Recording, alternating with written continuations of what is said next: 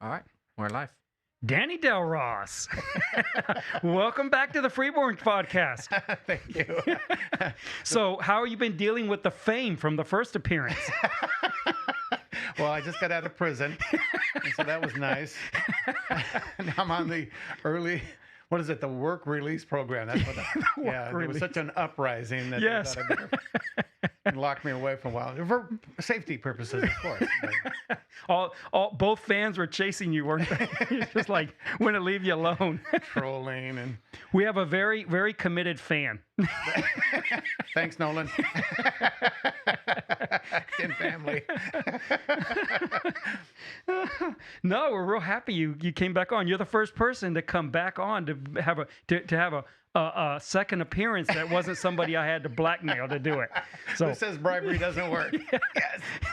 Thanks for taking that quarter. yeah, I'm retired. Can't have much money. Can't give out much nowadays. yeah. Time is nice, but the pay stinks. Yeah, exactly. Lots of times. So you're retired. You're retired from training, right? At Yeah. USA. So how long were you doing that training because you trained USA employees on how to sell insurance. Sell insurance? Or what exactly? Sell, service, cancel, anything that had to do with like policy service. 26 years 26 years of training or Yeah. in USA? Wow. training. Of No, actual How long were you with USA? 30, just over 30. Wow. That's a long time. Got into training and it was like an addiction. It was like just way cool to be part of people's development. And it was just contagious. It was. So did you like it the entire time? Yeah. I never thought about moving on, moving up. Had opportunity, declined it every time. It was just infectious. It was contagious. It was like really, really cool to be part of. I train people who are now AVPs. I don't know what that means. They're assistant vice presidents. Oh, and wow. They have moved up and moved on, and it's just really cool. I joke. I said, see, they can overcome anything. I was the biggest hurdle, and they succeeded. But yeah, just to hear people,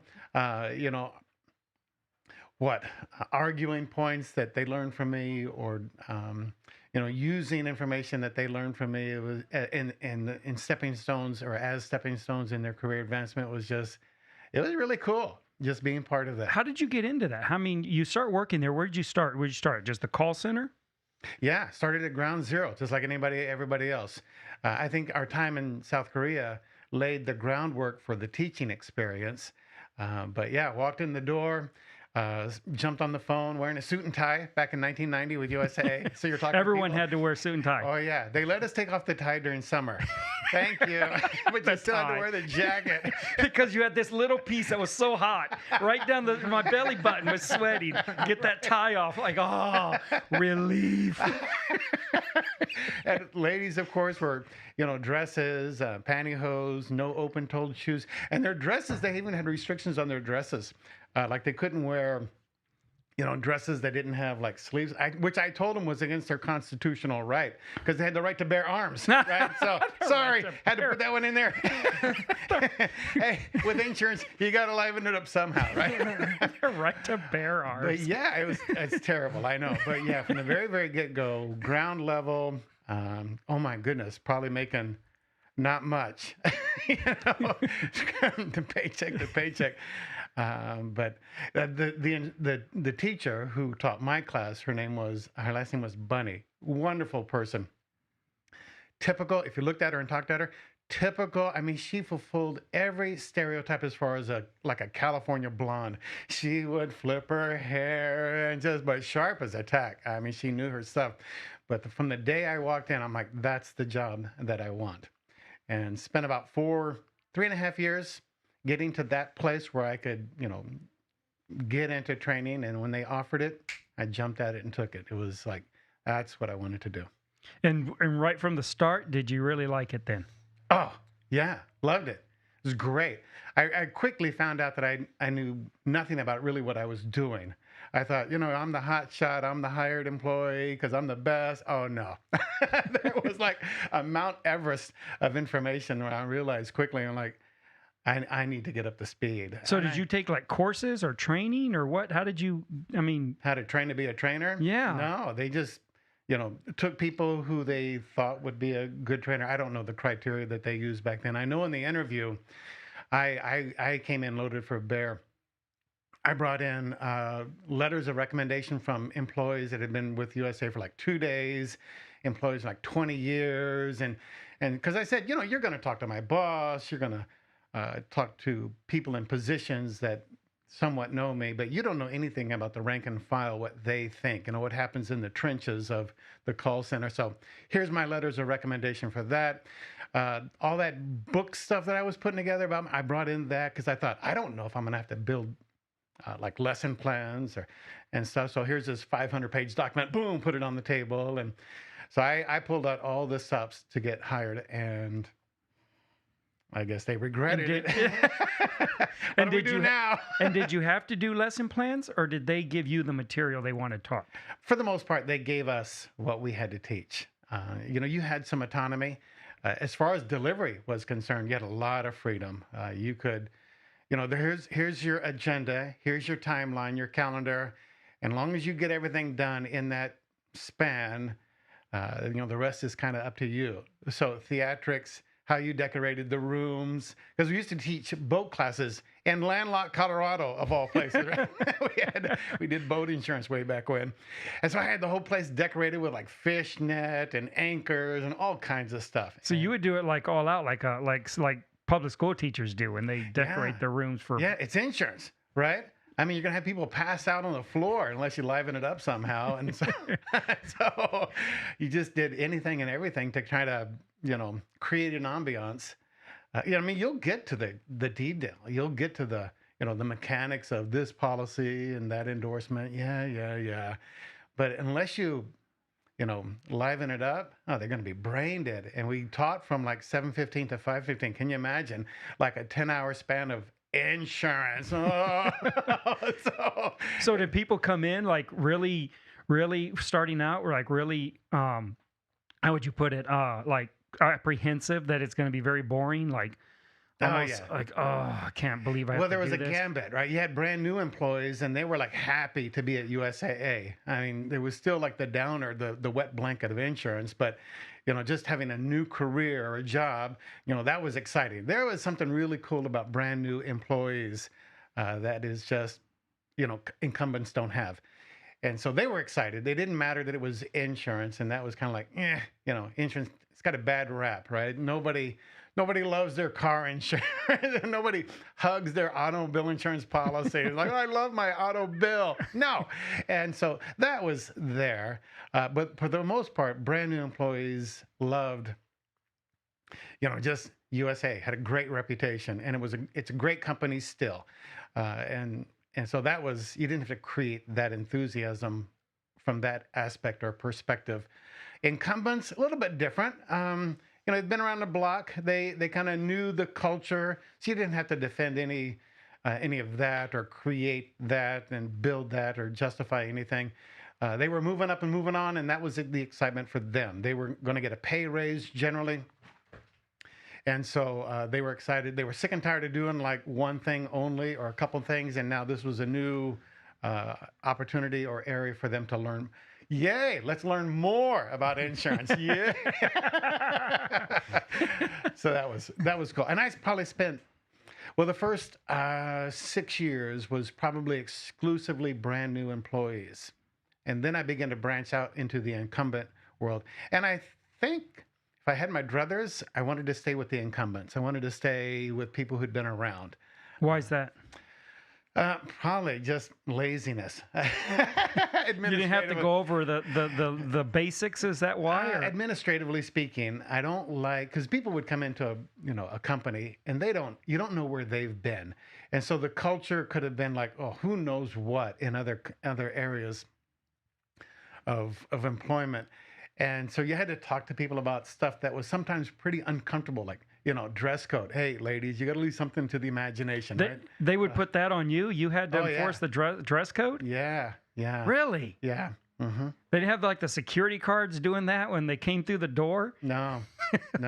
Wow. So I didn't like that. And then someone showed up late. Did you ever get any pushback on that? Because, pastors kind of enforce dress code sometimes, and it doesn't always go It doesn't go well. Doesn't always go as planned. Right. And you learn quickly because they don't tell you any of this type of stuff. You don't ever talk to somebody by yourself because that could be like super. Well, you're accusing me and dirty. I had a lady tell me that one time. She came in with this dress that was inappropriate.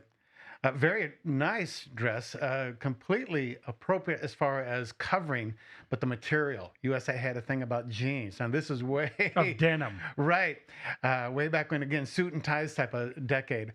And so I had to tell her, you got to go home. And she accused me. She goes, well, you're just a dirty old man, and you're looking at me. And I said, probably shouldn't have said it, but I said, young lady, I said, the company pays me to look at you. Oh.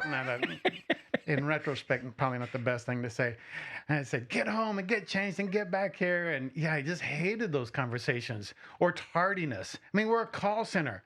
You know, if your phone says you're supposed to be on at 8 o'clock, that's not walking in the door. And tell me things like, you know, well, my purse was on my desk. Like your purse is going to do their job. What? So, how much will your purse do the job for? Because maybe we'll hire let's that. Pay your purse and get rid of you. Oh, it was so funny. But I did not like that. And so with incumbents, you avoided all that stuff. And I think that was the nice part of it. I did not like, you know, molding and, you know, mentoring. I mean, I was there on time. For my 8 o'clock class, I'm there at like 6:30. And so, you know, you're not looking at me for your bad example. So I didn't like the administrative piece of it. So I was happy to get away from those brand new employees. You'll have to start all over again so that we can record. What? Nothing. Start from the beginning. But we want verbatim. Danny. What? For those that don't know, we don't have a camera on Nolan. Sorry. We ran out of zoom lenses that would fit him in the screen. He came back from Mexico, very large and in charge. So yeah. So that's kind of the brief history. So 4 years, 3.5 years into the career, got into training and just, in fact, my boss was shocked one time. She's like, hey, I want you to kind of take over this one. I'm like, no, I don't want to move up. I don't want to move on. I'm good. Wow. So I did it for 26 years. And they didn't resent that you didn't want to move up? That was never an issue? They were good with that? You'd have to ask them that. I don't know. I think I got to the point. You cast a shadow, right? You build a reputation. Mm-hmm. And most of my bosses over my career didn't know what I do. That's why they couldn't fire me, which was nice. Right? Yeah. But they go into all these meetings, and I don't like meetings, and I'm not a visionary type of person. I can't forecast. That's not me.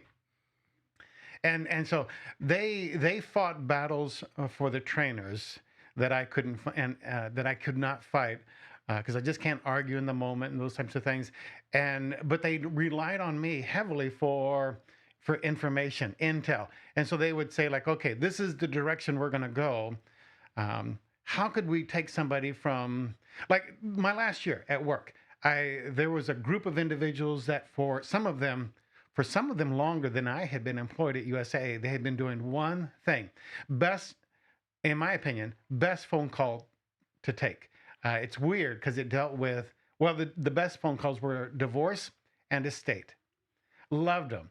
Absolutely loved those. Why? Yeah. Oh my gosh. When you think of people's lives and traumatic events in people's lives, nothing more traumatic for many people, more traumatic than say divorce or estate. I mean, some lives have been shattered. Some lives are like, man, thank God in Greyhound they're gone. So you never know. It's like fishing in the Gulf. You never know what you're going to pull out of the water. Shark, scuba diver, it was great. And so you were trained to, extend condolences personally and those of the company. And then they may like, oh, no, I'm good. I'm like, wow, you sound really healthy. And other times you would say that and they would just break down. So just the in momentness, if I can use that expression, was just you had to be able to move. And you were able to hurt and rejoice with people. I mean, because some people like an estate, they had been dead for I think the longest period of time before someone called me was 7 years. So your spouse has been gone for 7 years. Yes. Okay. And I mean, what's the timeline on grief? And so just the unknown was just fantastic. Still emotionally difficult, right? Sure. But so those people had been doing that job for, decades. Well, then there was a shift in the company policy. And so they were going to continue to do that. But all of these, so they were called senior service representatives, and rightfully so. Well, there was this other group of senior service representatives who never did the estate stuff. Well, now they're going to mix all of these skill sets. And my boss would come to me and say, how do you do this? Right? How do you take, and blend and, and yield someone who is still an expert in what they were doing, but get them up to speed quickly. So that was me. They said, what do you want to teach them? How long is it going to take? Which my boss was clueless on, right? She doesn't do that. She's administratively an expert, but she doesn't know what those people do. Well, I did. So that's what they relied on me for. And then they would take that case and argue it, if you will, with others that dealt with, because you could take somebody and train them for a year. Well, they're not going to let that happen, right? They can't afford a year's worth of training on that valuable resource, this senior service person. And so they're like, well, you got like 2 days. No. And this is why points like A to Z. And so then there was a happy compromise somewhere. But yeah, all that business and administrative and forecasting and workload, spare me. Yeah. I just want to get in a classroom and teach stuff.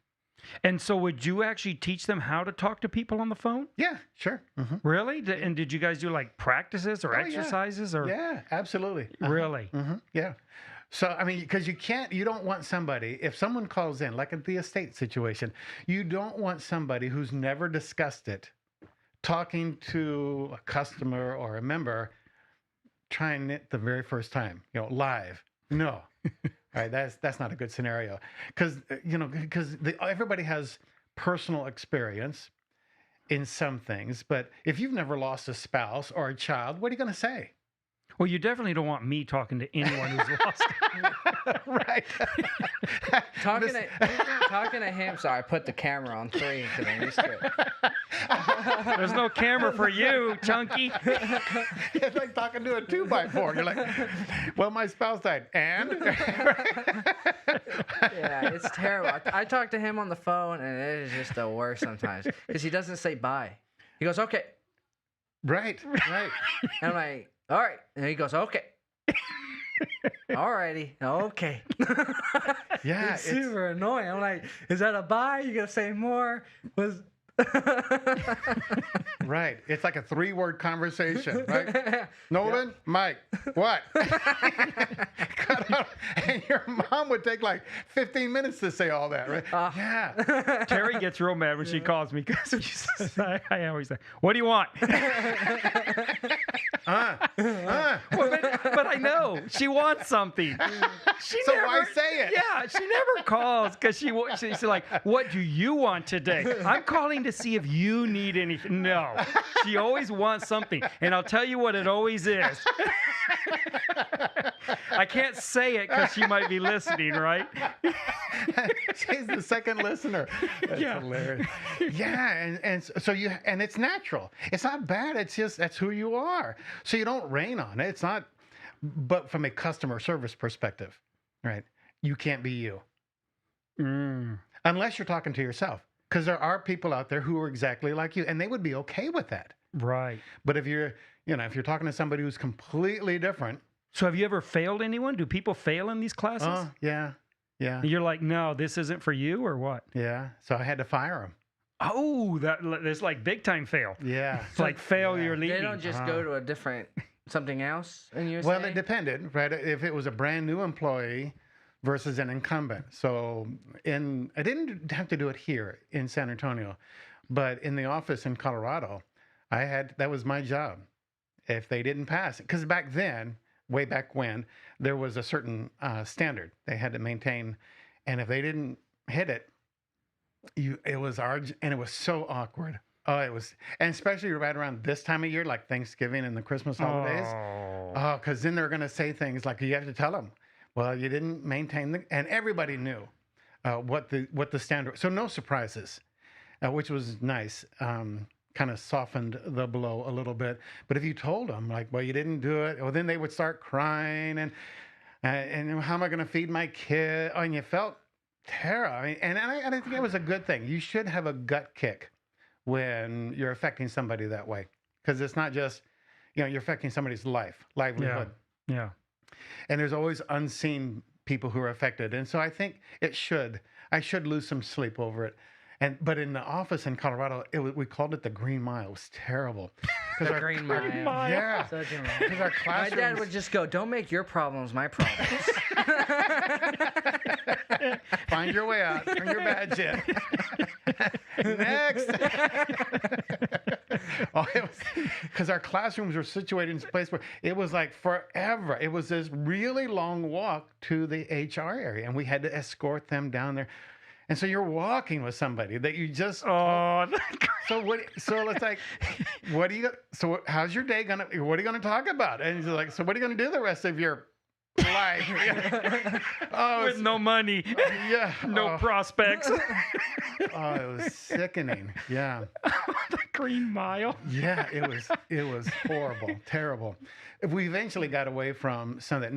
Most of the time now, I would say recently, within the last say 10 years, you didn't let somebody go for achievement, like an arbitrary grade, because it was, I don't know, I wasn't privy to all of the research or data that went into, what's passing. Is it 70? Is it 90? And, I don't know how that was justified. Maybe it was completely, but, I just wasn't, I didn't have access to it. I was administrative, not my job. But they went more towards things like, more like, things that were definitely, you didn't meet the same, like attendance. You're supposed to be here and you're not, type of thing. Oh yeah. And so, and there was always exceptions. Like we tried to hire military and they had like VA appointments or they got deployed, and okay, well, we shuffled things around a little bit, and nobody was ever, dinged, I guess I'll say, for that. But, if you're supposed to be here at 8:00, you should be here ready to go at 8:00. Boy, that would be something if that worked that way in our business. If any of my employees are listening, they're thinking, "What? What? That doesn't make any sense. Run that by me again." Emphasis on if. Yeah. I'm not understanding. So you're saying that if it starts at 8, you have to be there by 8? No. 8:00 Pacific? What are we talking about? We talking about, daylight savings time. I mean, there's a lot of complications in that mathematical formula. There's some ambiguity, which of course are going to leverage the spirit interpretation of the. Yes, yes, that's right. Yeah. Well, I said You're such a administrative piece. legalist. Right. I did not like the administrative piece. So incumbents, you missed all that. Boy, you just, they knew the ropes. They get in there and you just, here's the deal. And they'd already been weeded out some. Yeah. Right. Yeah. And again, they're trying to move up and move on. Nobody, well, a vast majority of the people don't want to be on a phone intensive job for an extended period of time. Now, there are some, and they are excellent at it. They love what they do. One of the best things about that type of a job, at the end of the day, you can kiss that job goodbye. Whereas the trainer, I took it home with me. Yeah. Many a nights, many a weekend. And so there are some very good reasons as to why someone doesn't want to move up and doesn't want to, So there are some people who just want to stay at the call center. Yeah. And they are, boy, just a lot of the stress is gone because, you do the same thing for 10, 15, 20 years. Boy, it's just a no-brainer. It's like the back of your hand. It's Yes. just like breathing, at nighttime. And they are really good. And I would tap into those people. You had these contacts where something would come up. I'd be like, and you'd reach out to them because they were the experts in that area. Not me. I was just a trainer. Right.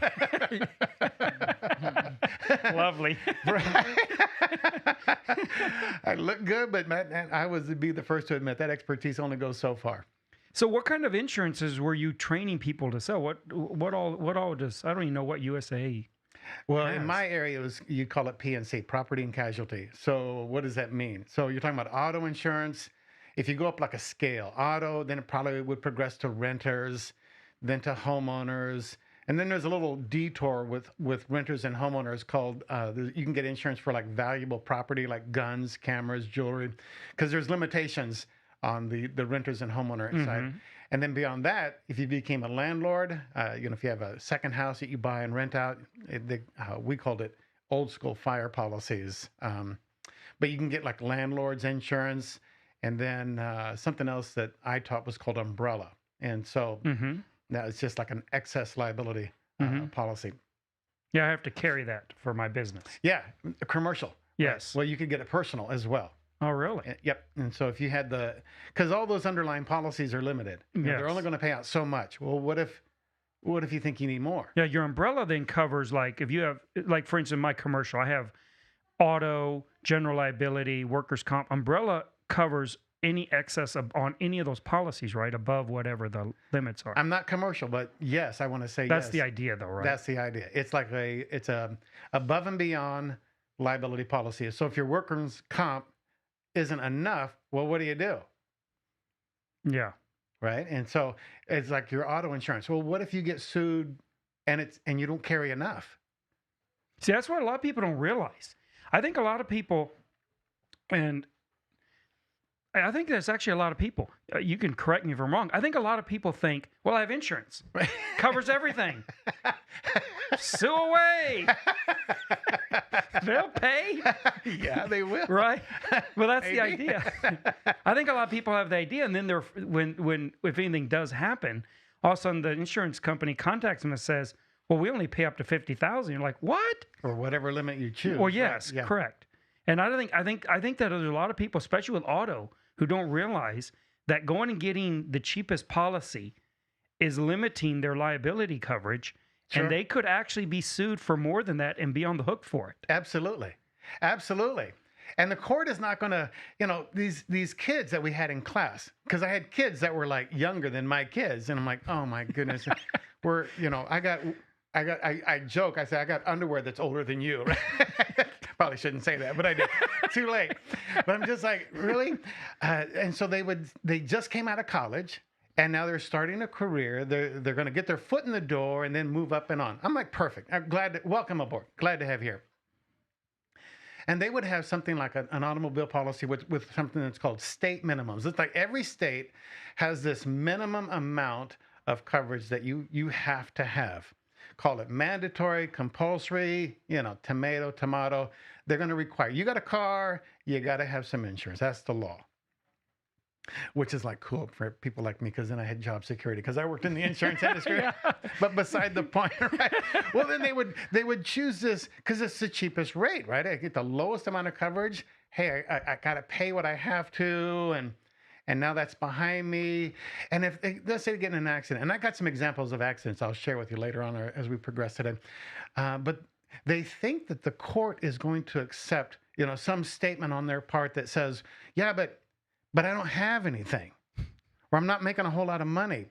As if the court's going to say like, oh, we understand your plight, right?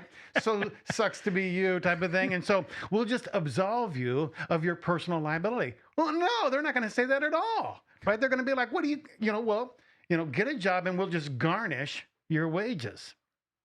Yeah, see, people don't realize that will happen. Yeah, and every state could be I've different. had people say on different, different incident, not just all on auto, but different things where they're like, well, let them sue me. I don't have anything. Right. And like, you don't understand how it works. Not a clue on how it works. Yeah. They are not going to weep and wail and feel sorry for you because you don't have anything. And let me tack on the words right now. You get something later on, guess what's going to happen to it?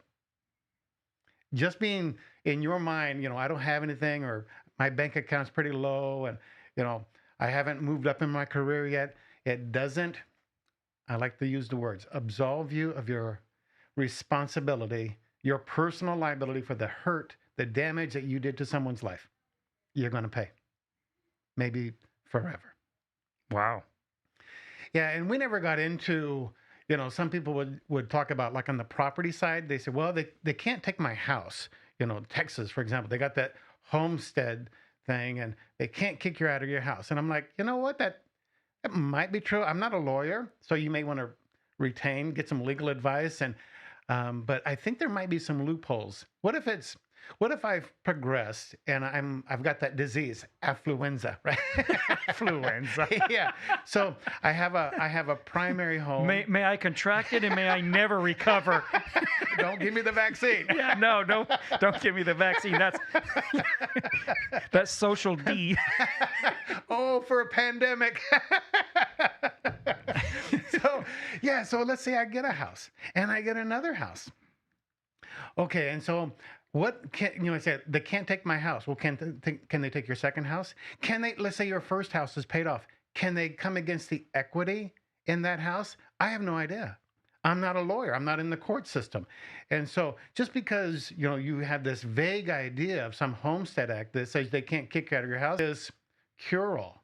And they can take it to court, and you'll be on the hook for the court fees to fight it, even if you're in the right. You can get sued for anything and everything. That's what people don't realize. Like, no, I'm within the law. It doesn't matter. They can just sue you. You still have to. And you'll have to pay a lawyer. You'll have to retain counsel, and that'll cost a tremendous amount of money. Yep. And they can just drain you just suing you. Yeah. When we were in our little court thing about 10 years ago, I think we spent 3 days in that court session, and the bill was over $20,000.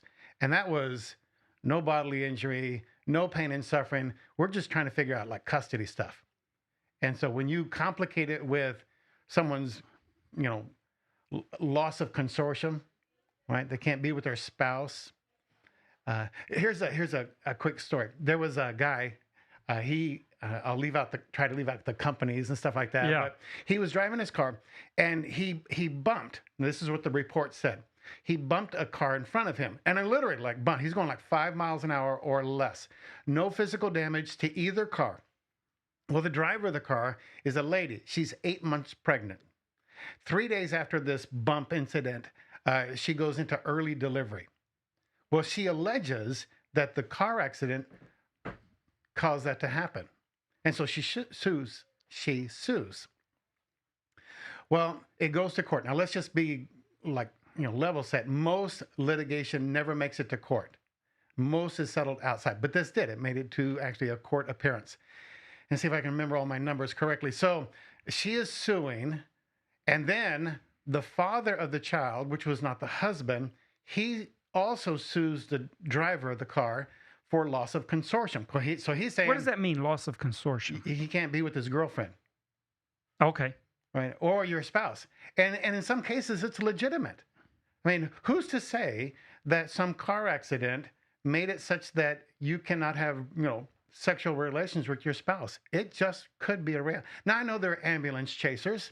I know that there are gold diggers, but sometimes I've seen losses for the company that I worked with that were very real, absolutely legitimate. And in our world, I'm not saying it's right or wrong, but our society has moved to a point where if you cause that type of damage to someone's life, if you inflict that pain on them, whether it be physical or mental, you're going to pay. How much? Welcome to court. Mm. So he gets sued by the girl for the early delivery piece of it. And they had all their experts, the medical experts, everybody goes in there and says the car accident could not have caused the premature delivery, but it didn't matter. And then the guy sues. And so the jury awards the girl, I think it was right around $40,000. The jury awards the guy 12-ish, 15,000, something like that. And then she thinks that's unfair. And I'm like, this was a jury of your peers. It's not like the insurance company had any say-so in the monetary damages. So then she turns around, she's going to sue the company for something called bad faith. You want to get an insurance company's attention? Use those two words, bad faith. So now you're suing them like they've got all this money, they got all this power, they've acted inappropriately, and so. Well, now the insurance company is getting sued, not their insured driver. She's suing them because of the bad actions on their part, in her opinion. As a corporation, that they behaved badly. Yeah. And so now they have to defend themselves. So the short of the story was, with all of these payments in defense, for no physical damage to either car, for no bodily injury to anybody, the total that they paid out for that accident was over $100,000, Oh. just slightly over 100 grand. Oh. So here I am with my auto insurance policy, and I'm thinking like, I got state minimum. I'm good. Right? Yeah. I've got enough, right? Well, are you kidding me? In some states, I think it's like Florida, maybe even California. California, of all places, you can buy your insurance coverage for your automobile policy, and you can get a coverage for, it's going to be called property damage. Now, it's third-party money, meaning that you do damage to someone else's property, their car, their house, a guardrail, a business, any property damage. They got a TV in your car and I damage it, that's their property. Their dog is in their car, their dog is their property damage. I think the state minimum in California, unless it's changed recently, is $5,000. Oh. That's like a wheel on some cars, right? Yeah, that's a wheel on almost any car. It's a bumper. Yeah. And so, because they're not going to fix the bumper, No. they're going to replace it. And so it's like, wow. And you're walking around with 5G thinking, I got enough. And what is the savings? So when people see, I have this conversation with people often because I have friends that I think are don't appreciate the genius of insurance. I think insurance is genius. I'm fascinated by this whole thing. I really am. I should have been a trainer in insurance. I don't know anything about it, which is why you're on. But I mean, I've been preaching I've actually been, and I say preaching, I don't mean that figuratively. I mean literally preaching in churches that people should get insurance. I know I preach crazy sermons. Can we get a witness? Amen. The text for today is Auto policy. Auto Policy 101. 25 of 34. Worse than Leviticus. I don't understand why people don't come to our church.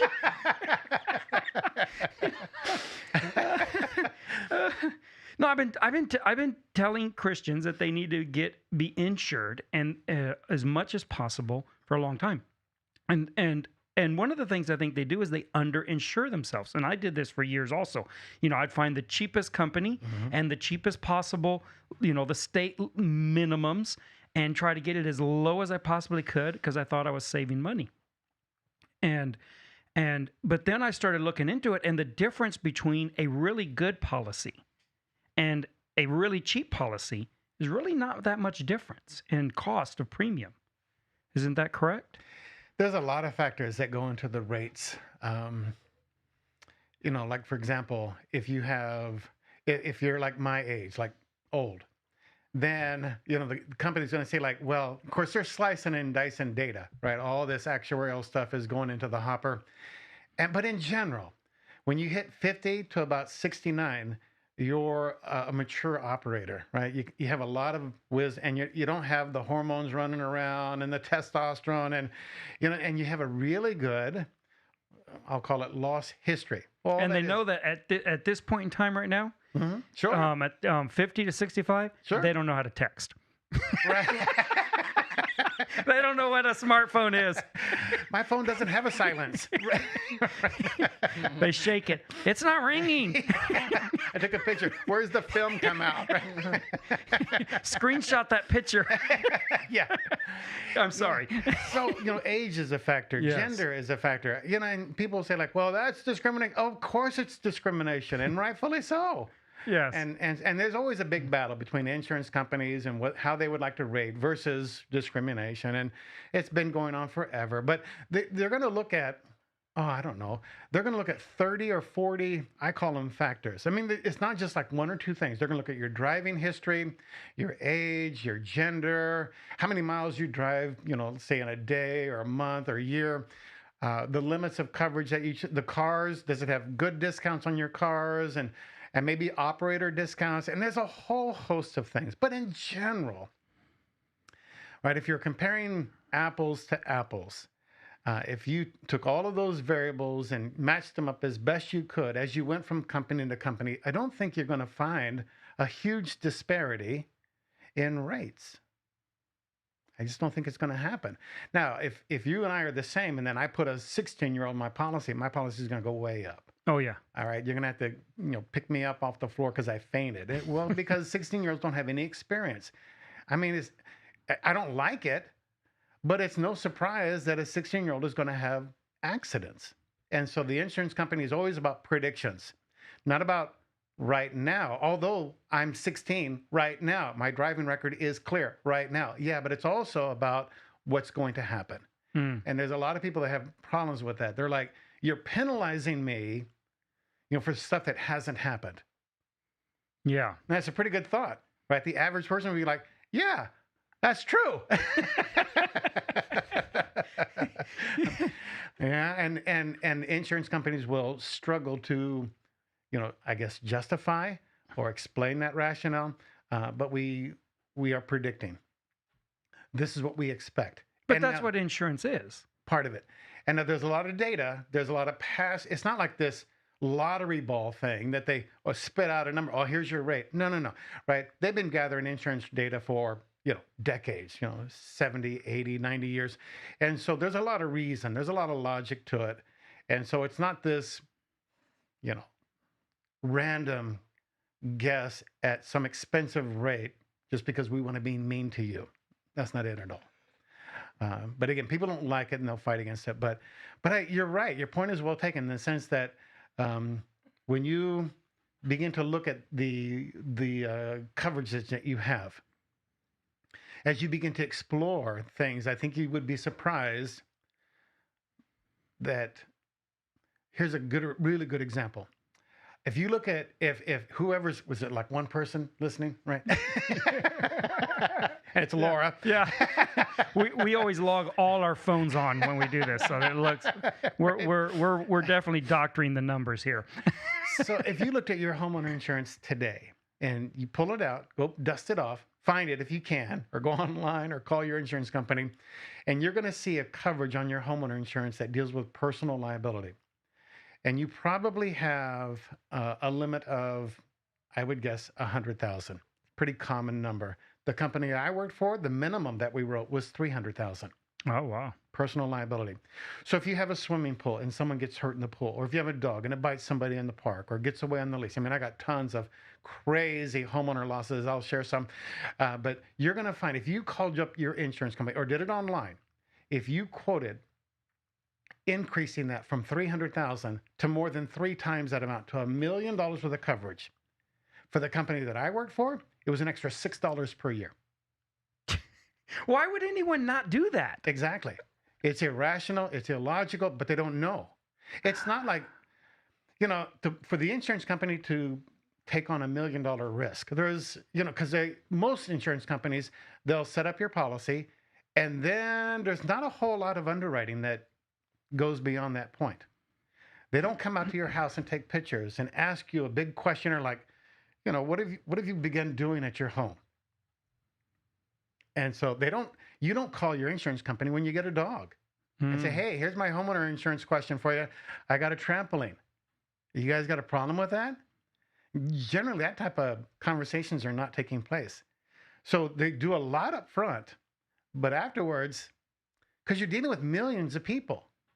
And so they just don't have the technology or the time to call up every individual homeowner, every renewal, and ask a litany of questions. What happens when big tech gets married with big insurance and Amazon reports that you just bought a trampoline? Then I'll say, Corbin, it was a gift.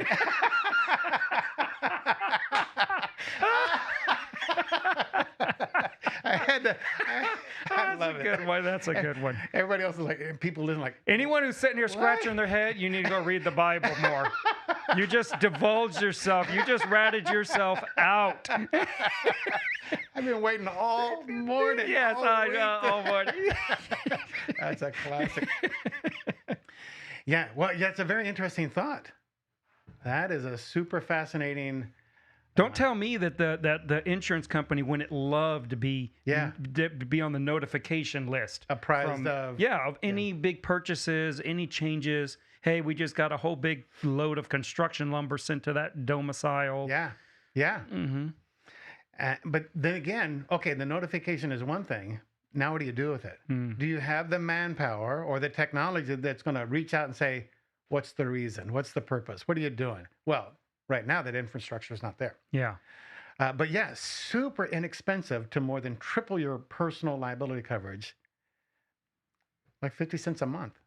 So what are you doing sitting around with 300,000 or 100,000? See, because you could have it. You could exhaust that coverage really quickly. In a heartbeat. What you said, if your dog bites someone in the park, so your homeowner's insurance covers if your dog bites somebody somewhere other than your house. Yeah, with liability with the homeowners. Now I'll speak to USAA. I understand policies change, right? Right, and companies have different policies, and so I'll speak to my experience. But yeah, so you own an animal. Could be a dog, horse, llama, whatever, right? Sorry. People thought I was stuttering. You missed it. Went right by you. But yeah, so, turtles, chinchillas, any type of pet. Well, that's your property. And you are responsible for, and our courts have said, whether we agree with it or not, doesn't matter. But our courts have said, you are responsible for the actions of your animal. And so if your dog, you're walking your park, there are leash laws in many, if not all, jurisdictions. So if you're walking your animal in a park, let's use an example of a dog, classic, and it breaks the leash, I can tell you, and bites somebody or bites another dog, you're going to be found personally liable. You're like, well, the leash broke. You are responsible to maintain a proper leash. If you knew or if you didn't know that it was worn out, you're on the hook. And so if it kills that other animal, if it bites that child, and that child is going to have now scarring, multiple surgeries through the course of their life, you'll chew up that 100,000 pretty quickly. Now, be careful. Some policies have what's called, I call it a sub limit or an internal limit. So that you may see a number on your policy that says 100,000 or $1 million.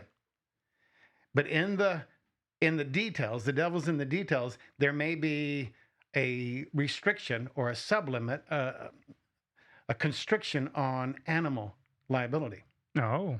So your number is $1 million, yeah, but for animal incidents, whatever, right? 50 grand. Wow. Now, You my gotta company, pay attention to that. yeah, my company did not have that, but I do know of that existing in other policies. So you think you're okay, and it turns out that you're not okay as you thought you were. So how do you get down to all the nuts and bolts of these policies? You just got to read them, and is it understandable, the language? No, that's why I was employed. No, it's terrible. I have at my house a policy from 1896, over a 120-year-old insurance policy. It covered one thing: lightning. Lightning that caused fire. That's all it covered. It was rather expensive. It was $1,000 worth of coverage back in 1896. Wow. $25, which is a lot of money for that's, if you extrapolated that out, and that's what does that work out to? 1/50% of the coverage, the premium. The premium. I have to do the math, but yeah. So, and if the average home, let's say the average home is say covered for the structure, say 300,000, that policy would be unaffordable nowadays. And it covers a whole lot more nowadays. I mean, it's just a ton more is covered. But so I thought that was rather expensive. But way back when, covering one thing, you would think one line, fire, here's your premium. Oh no. It was all kinds of, and it was like in nano font, and it's like, I can't even read this. I know, that's what makes it so cool. And it was confusing as the day is long. Well, nowadays, same thing, same exact thing. The policy that I taught as far as homeowner insurance, it was 35-ish pages long, and then there's always addendums and endorsements and state required flyers. I mean, just the whole packet, which probably like 75 pages. But it was set up it was set up because of, I think, case law and court precedents. Mm-hmm. It just slowly expands in some cases, right? It evolved over time, given what was happening in the legal world, and so it was funny. Do you sit down and read these when you get insurance for yourself? Do you read through the whole thing? I used to. I haven't gotten any new insurance since I retired, so probably not. But I don't read things like, if you sign up for a service like on your cell phone, and here's our terms and agreement. No. Scroll, agree. disclosures and all that stuff. I'm like, no, I'm not going to read all that stuff. No. I like the ones where you scroll through, you agree, and then they say, well, you really need to read that. And then you have to agree again. I'm like, oh, agree. Did I not click hard enough? Did you not understand? Yeah, no, it's way confusing, and I was employed because of it. To me, on my side now, I'm like, oh yeah. So I mean, it makes sense to me, but Right. that's because I know it. So let's say I'm getting an insurance policy, how would this work? If I call up the insurance company and say, I want a liability policy, I want $1 million or whatever, what is your maximum you'll do? What is the best bang for my buck, right? So let's say it's $1.5 million. So I get $1.5 million, and I have a dog. If I say, hey, I have a dog, I want to know what you're going to pay out if there's an incident. They have to tell me? Well, they'll tell you, here's your limit. Now, if there's no sublimit, they're like, okay, if we needed it, we pay out $1.5 million. But that's not going to happen, probably. Because there's been, you're not the first person who had a dog bite somebody. So you got decades of data that they're going to look at. The question of liability is gone. You own an animal? Yeah, you're liable. You own a gun, trampoline, swimming pool, you host a birthday party, liable, liable, liable. That's a given. Right. So now it becomes a question of how much. Right. So what I'm saying is, if the policy has some type of a sub limit, if I ask them, hey, I have a dog, Yeah. they have to tell me, right? Yeah, they would tell you that. So that'd be a way of doing that where it's not necessarily, if you can't understand all of it and you're reading through 35 Call pages. them. What do you think you're paying them for? That's right. It's not free. And you should call if you see a source of liability in your life, you should call your insurance and say, instead of thinking, don't tell them because they'll raise the rate. No. That's like, don't show that wart to the doctor. He might say it's cancer and want to charge you to cut it off. Just hide that. Don't let them see that. Correct. Yeah. That's how people, that's how I think. It's like, oh, well, I grew up in Mexico. So in Mexico, you don't want the authorities seeing anything because there's a whole nother premium assessed. Bribery. Yeah, exactly. No, I still struggle with that all the time. Yeah. Got that Mexico mentality of that everyone's out to extort, blatantly extort from you. But anyways, It's a two-edged sword. yeah, It's like, do I call? Is that going to open a can of worms? But if I don't call, am I leaving myself open to real injury or harm? yeah. Because there was a problem that. Well, if you're not covered, let's say you have a trampoline and your policy excludes trampolines, Right. and you get some kid paralyzed on your trampoline, Right. You're up a creek without a paddle now, You are. right? Very much. Because you didn't call, and they say, well, I didn't. Tissue. Yeah. Get them some look. Yeah, different companies treat things differently. Some, boy, their hair stands on end when you say things like pools, trampolines, animals, and others, their lost data, their history shows that the lost history with someone with a pool or trampoline is no worse than people who don't have it. So some couldn't care less. Others, they'll either tell you that it's not covered, or they'll tell you that there's going to be a surcharge for it. No, put it on me. Oh. Yeah. So, So to not. Basically, what I would like to emphasize to people, because I wanted to do this because I really think it's important to give this information to Christians, especially that I think tend to be, in the words of Jesus, very simpletons when it comes to things of the world, right? Jesus in his time lamented that in the things of the world, Right. Christians were stupid. Right. Not his Right. words, my words. Right. But essentially that's what he said. In the paraphrase, that's what he said. Christians are stupid when it comes to the things of the world. And it's not a good thing. It's not a No, good it's thing. not. He was bragging on him. No. Good job, everybody. It's like, great, we got the dumbest religion on earth. If the light is in you that is darkness, yay! We accomplished job one. We are dark within. We are dark within. Yeah, no. Never thought you'd be laughing about insurance. I laugh all the time. I deal with insurance all day, every day, because at work I have tons of insurances. I keep very high coverages. I was one of the first, if not the first, that I know of installers in San Antonio or in this Central Texas, installers that carry their own insurance. Wow. Yeah. Most installers have no insurance at all. They don't have workers' comp. They don't have general liability. They don't have any type of nothing. They don't. Some of them don't even have car insurance. Wow. Yeah, and I'm not talking about the contractors, and I'm talking about installers like me, who just show up and do a job. Right? They won't have any. And what crazy is what will happen is the provider who we're working for, right? They will put them on their workers' comp because the general contractor requires everyone to be under a workers' comp policy. Everybody, because their liability, right? It's all the liability issue. So anyways, the provider then will just assume that and put them under their workers' comp, but they charge them a percentage on the gross invoice. So if I do $1,000 worth of work, they're going to charge me, let's say, 3% on the $1,000.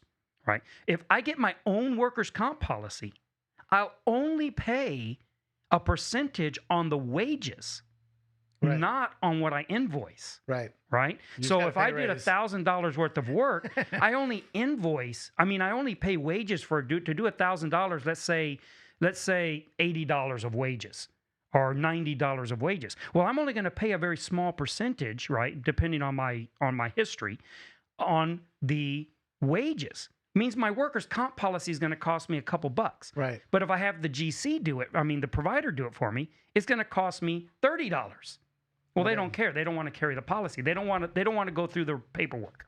And so they don't carry their own policy. So they're way overpaying for workers' comp and general liability and a lot of others. Yeah. Well, my dad told me when I first started, he says, look, don't do that. Get your own policies. It'd be a lot cheaper. So I did, but I was like the first one. Wow. Yeah. Now more people have gone and done that because providers really don't want to put you on their policies. It's just not professional.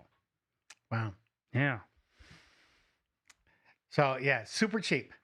Yes. Back to that other question to inquire, and you're paying these people every 6 months or a year. You're paying them. It's like, what good is it? Well, use it. Yes. Leverage it. Educate yourself. It's a free phone call. And they will be able to tell you, should be able to tell you, whatever the answer to. Now, insurance companies, they like to hedge their bets, and I get that. I understand it because if I say, well, if I have a dog and it bites somebody, am I covered? Well, there's been a couple cases here, say over the last 10 years, where people have had a dog and it bit somebody and severely injured, if not killed, somebody else. And so am I covered for that? Well, hang on a second, right? Does the dog have a history of biting? Well, and of course, all this comes out in the discovery process, right? So you knew that you had a dangerous animal and you didn't do anything about that. Well, that may be, it may become criminal. Now, which homeowner insurance is not going to pay. No, that's not going to do you anything. Right. And so it's almost as naive as thinking, okay, I have a dog and I'm going to put a sign on my fence that says, beware of dog.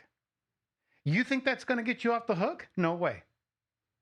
What if someone's initial or first language is Chinese or Spanish and you put it up there in English? What if their IQ is 60? You think that's going to, you're not going to be responsible for that because you got some sign up there? It's ridiculous.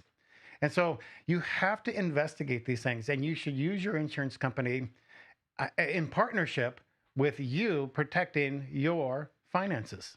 It's a matter of changing your perspective, and that's what I've had to really work on and how I see things. Again, like a lot of it comes from Mexico, the way I just looked at the world from living down there, and I had to change a lot of that. But it's looking at the insurance and not looking at how can I get the lower rate.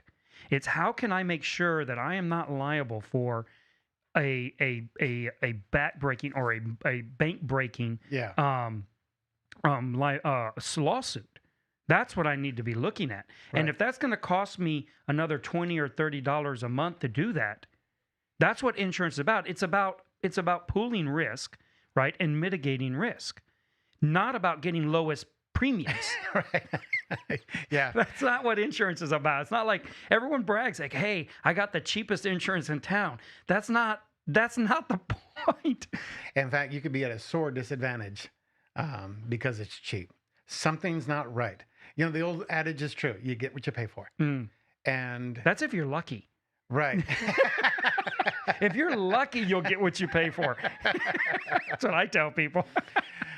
All right. So I have to bring up this one point. Okay, do that. Because this was to me one of the things it was my soapbox where I worked, and I told you earlier, and I got a lot of incumbents in my classes, and I always had this one question for them, and so I would ask this question, and for the most part, crickets, and I'm like, boy, this should not be the case.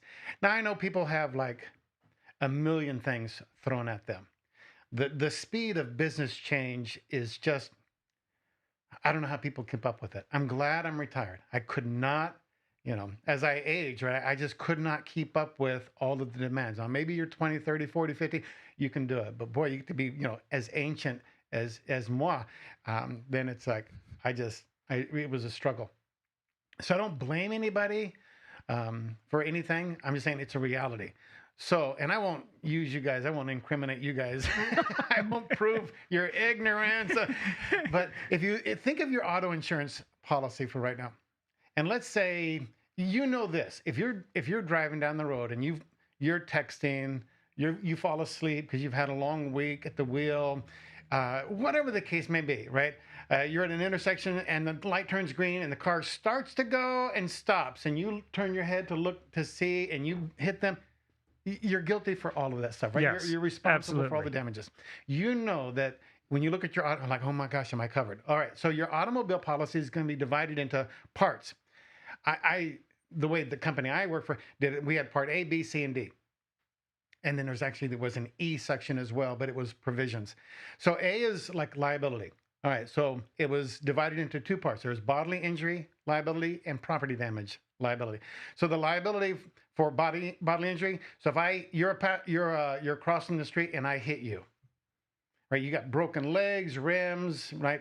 All that is bodily injury. Ribs, you mean? Ribs. Yeah, you legs. said rims. Oh, sorry. Okay. Yeah, ribs.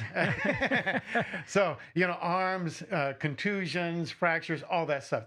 Also, the pain and suffering. So now you can't go to work, and now you're losing wages. Maybe you die. And so the funeral expenses and then the pain and suffering. All of that is covered in that bodily injury part. And then the property would be like your smartwatch, your cell phone, your tennis shoes, right? That's your clothes. body. Yeah, your clothes, right? You tore your jeans. Your glasses. Yeah, all of that stuff. Okay, so that is money that is going to be paid to the third party. I don't get that money, right? I hit you, I damaged you, your person, your car. All that money goes to you, third party money. Okay, everybody's pretty comfortable with that concept, right? Then you get to part B on your automobile policy. And it varies by state, but this is first party money. It's medical stuff. Now, it can be more than medical. Texas, you guys that are in Texas listening to this, right? You're going to have this stuff on your policy. Nice one, Danny. I know. You got to keep it lighthearted. Personal injury protection. We slang it. We call it PIP. The common person would call it no fault. And so it's got an array of things. It's got some medical in there. It might have, in some states, daycare expense coverage in there. It's got essential services in there. Like if I can't cut my grass or do my laundry or cook meals because I'm injured because, this car accident, well, it would actually help to pay for the hire of somebody to come do those essential services for me. First party money. Okay. Sometimes we have a decent handle on that one, maybe sometimes not. And different states will allow you to reject those. It kind of varies from state to state. Then you hit this third one, and this third one is really where I want to go to. It's called Uninsured Motorist Coverage, UM. Some states, it's two different coverages, but the same scenario. Uninsured or underinsured. Uninsured, they don't have any. Under, they have some, it's not enough. Mm-hmm.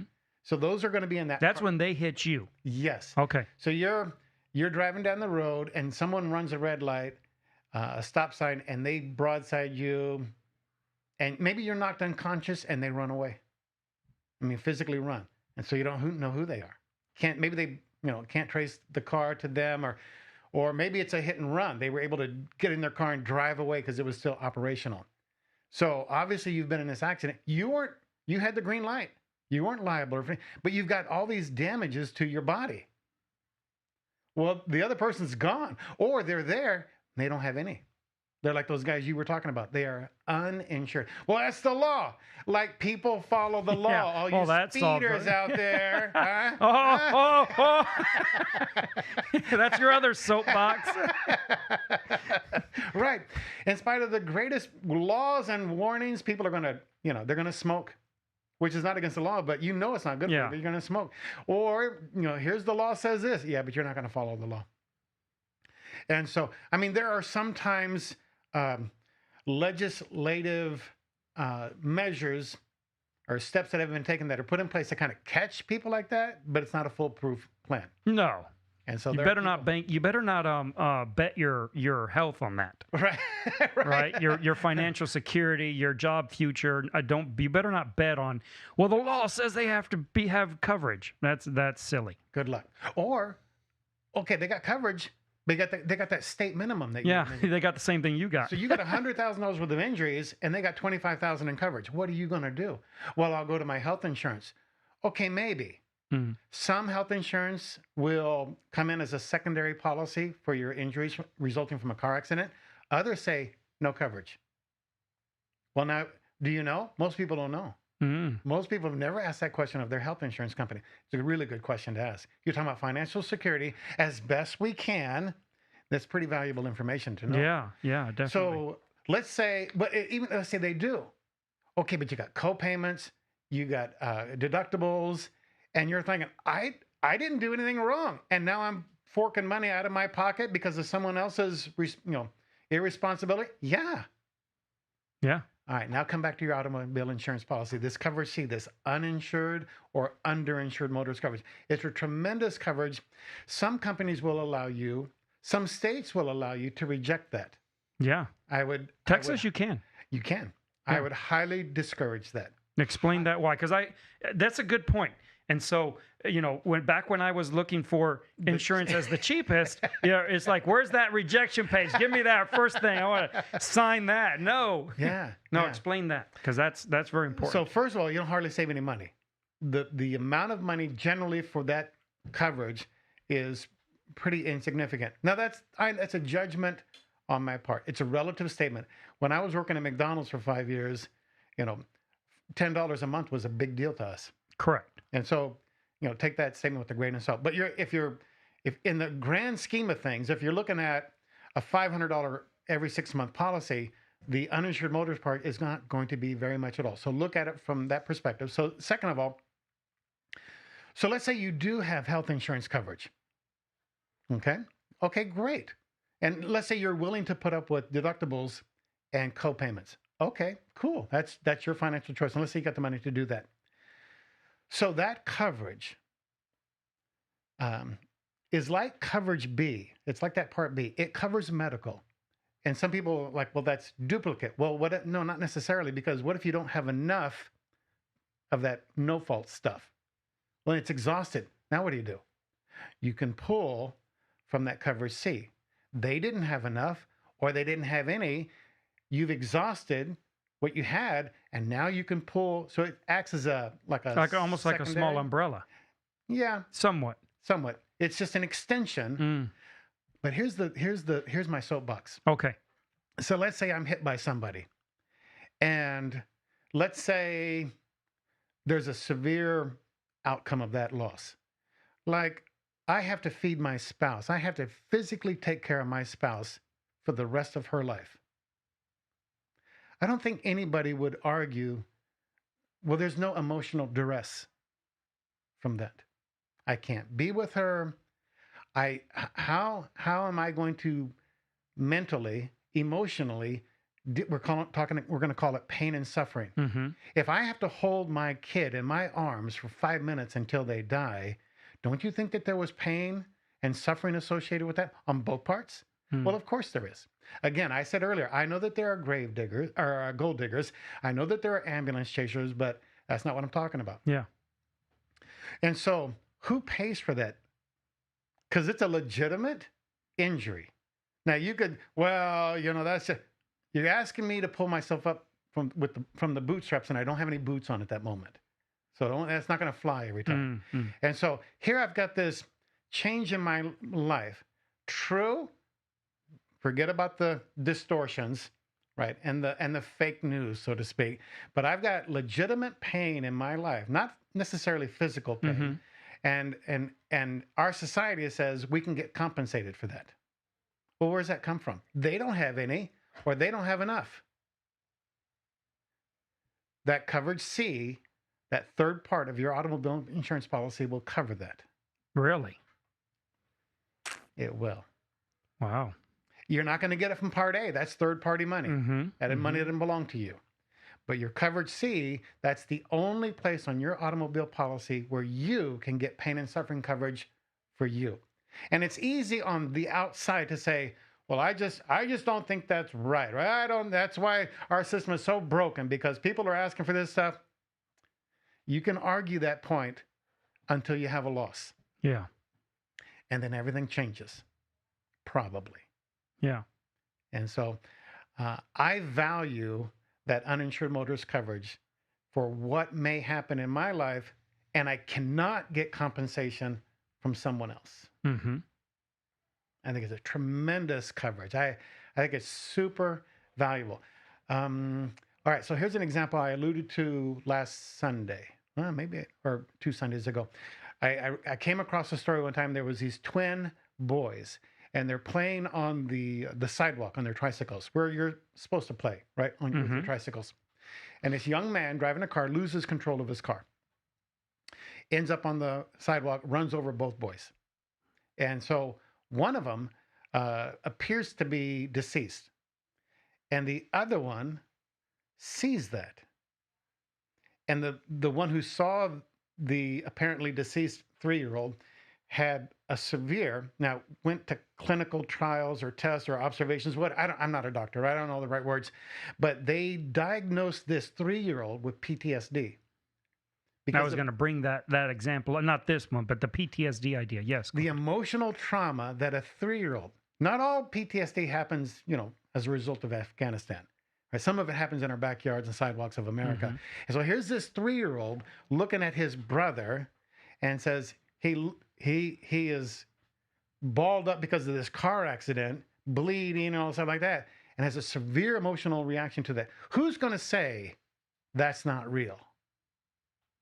Who's going to say that the parents are not going to have to deal with that fallout? And it's not going to affect him his entire life. Who knows? Yeah. Maybe so.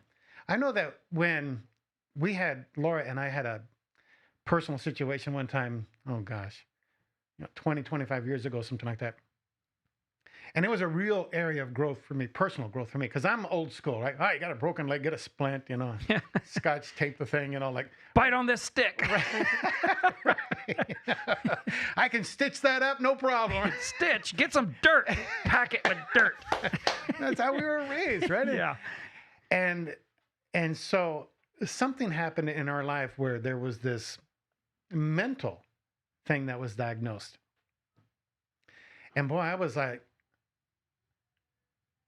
all I know is that when I saw this individual at this one point in their life, they were one way.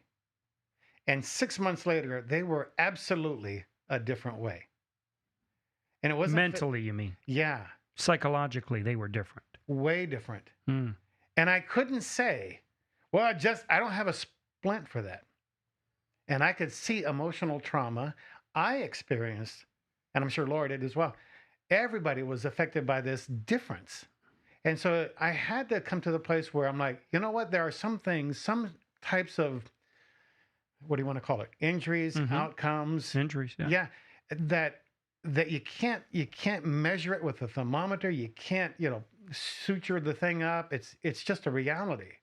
And I think it's cold or naive to say those don't really exist. No, they do. They absolutely do. Yeah.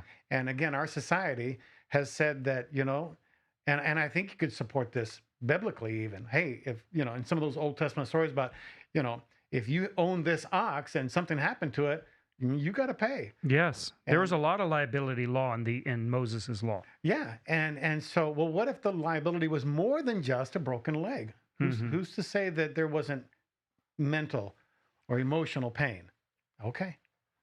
You're going to tell me a little kid who was scarred up because of your dog is not going to be harassed in middle school because of those scars? Give me a break. Yeah. It does happen. Oh, yeah. And it can be, and some of those dog bites can be, like rip off their face and stuff. And quite vicious. Yeah. And leave, you're talking about job prospects that can be affected by this. You're talking about marriage prospects that can be affected. A lot of things are affected. There was a teenager. Sorry to cut you off. No. There was the parent's worst nightmare, right? This teenager is driving in the car, got 3 friends in the car, tries to navigate a corner, and of course, going too fast, goes to a fence, collides with a tree. Tree always wins, always. And so this kid, so it goes to court because they're going to talk about pain and suffering in this court setting. And I don't remember all of the verbiage, but I was impressed with, because pain and suffering. Yeah, but that's like a skeleton, right? Let's hang some meat on those bones. And so they said this teenager was experiencing a vulnerability to distraction, lessening of inhibitions, increased aggressive behavior. I'm thinking that's like a teenager. Yeah. We call that 13 in my house. So I was like, but who's to say that the teenager was truly different and the only variable was the car accident? Now, it was the teenager's fault, so there wasn't anybody else who could pay for that. But what if it was a broadside and now there is somebody?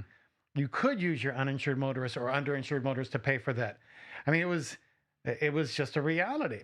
And one of the things what triggered in my mind the story was there was some physical differences as well. And because of the eye-hand damage, it ruled out any occupation that had to have fine eye-hand coordination, which is like surgery or a lot of things, a lot of high-paying jobs. Yeah. Airplane pilot and right. And if you're responsible, well, how expensive is that? Yeah. What's that worth from a career perspective? Correct. And you're saying well, I found the cheapest. Yeah, exactly.